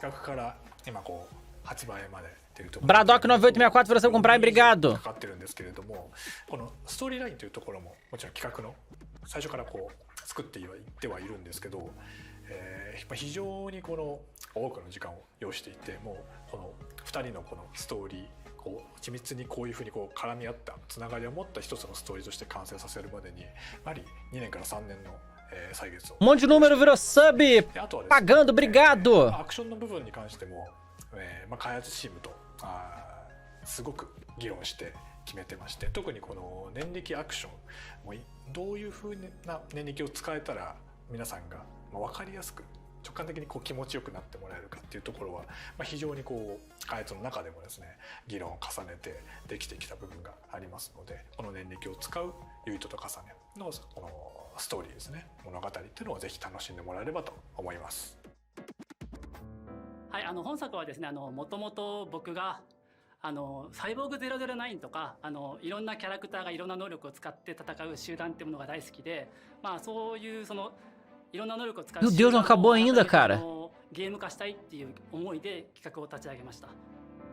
Cara, vou encher minha água ali rapidão, hein? Porque, pelo amor de Deus, hein? のもう一つの主軸としてSAS というものがあります。正式名称はストラグルアームズシステムというんですけど、仲間キャラクターから超能力を借り受けるシステムですね。脳を接続して仲間キャラクターから超能力を借り受けることで、いろんな超能力をユイトと重ねは使えるようになります。今画面上では放電の超能力を今使おうとしているんですけど、放電の超能力だけに限らず、瞬間移動とか透明化とか、ポピュラーで誰しもが一度は使ってみたいっていう超能力を選定してます。本作のキーワードとして赤い線っていうものがあるんですけど、サスを使った時に赤いケーブルが背中に刺さって戦うことができますの。そうですね、サスケーブルデザインする時にそうですね、見た人の印象に残ってインパクトに残したいところはまずあったんですよね。でそういった時見た時に過去タイトル見た時に、例えばキングゲイナーの刺さってるケーブルだったりとか、あとはそうですね、日本のアニメのガンツなんかもケーブルが刺さって戦う様っていうところがすごくクールだったので、そのあたりはインスパイアされながらデザインっていうものを進めた経緯がありますね。はい、本作ですね、念力で戦うんですけど、まあ単純に投げ飛ばすだけじゃなくて。 Engraçado, não falaram nada de Minecraft, né, cara? Os caras da Mojang só quer saber de contar dinheiro mesmo, né, família? Não querem saber de nada. Só conta o dinheiro lá e tá tudo certo. まあそのようにそのロケーションに合ったそのオブジェクトをまあ自分なりに扱うことができるってところが、はい、ここはそうですね、ドラム缶を O jogo é meu ovo. の中から水を出してその貝を水浸しにしてます。でその後そのまあサスの放電で戦うことで水浸しになったその貝を電気で Pedro God virou sub. Ornel 2019 virou sub 8º mês. Salve, Davy. Futuramente a Microsoft conseguir mais exclusivo pra ela? Será que todos vão Game Pass? Sim para as duas. カジュアルに遊びたい人もまあ幅広く楽しめるものとなっております。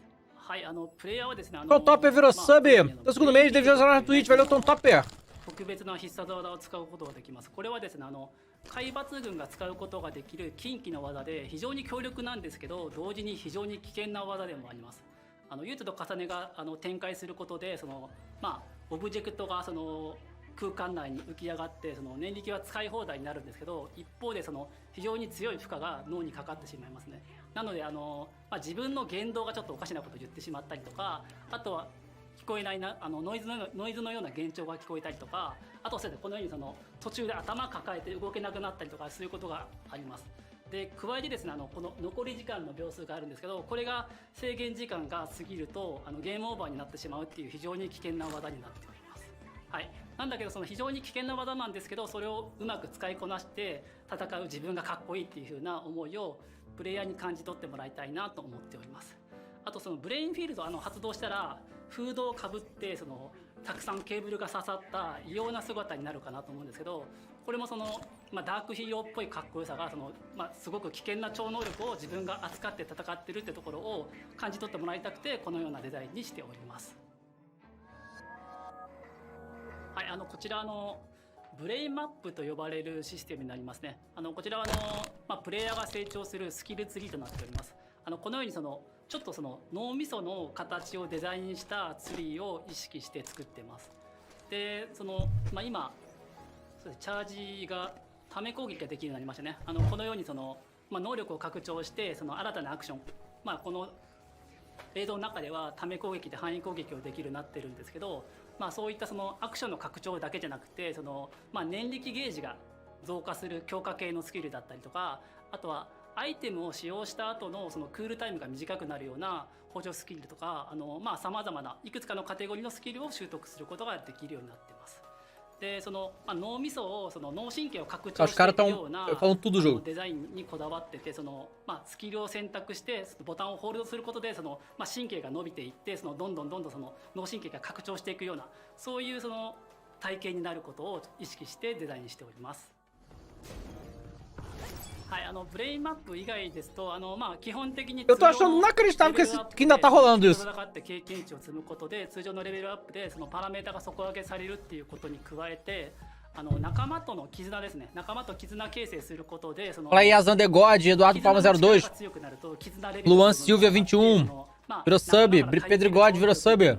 強力になってきます。まあ、ブレインマップと通常のレベルとあとは仲間との絆を形成して成長させるってところがこの3つがこのゲームの成長システムになっております。このゲーム武器と念力の流れるようなコンビネーションってところが一つ特徴にしているんですけど、まあ、流れるようなコンビネーションの体験ってところがシリーズ X だと 60fps で滑らかに体験できるのでその部分はすごくリッチな体験になってるなっていうふうに感じます。LFM Pardal virou sub com Praia, obrigado. まあ、スタッフ個々が全力で携わったタイトルですのでぜひ楽しみにしていただけると嬉しいです。From my team and I, please enjoy Scarlet Nexus. Acabou.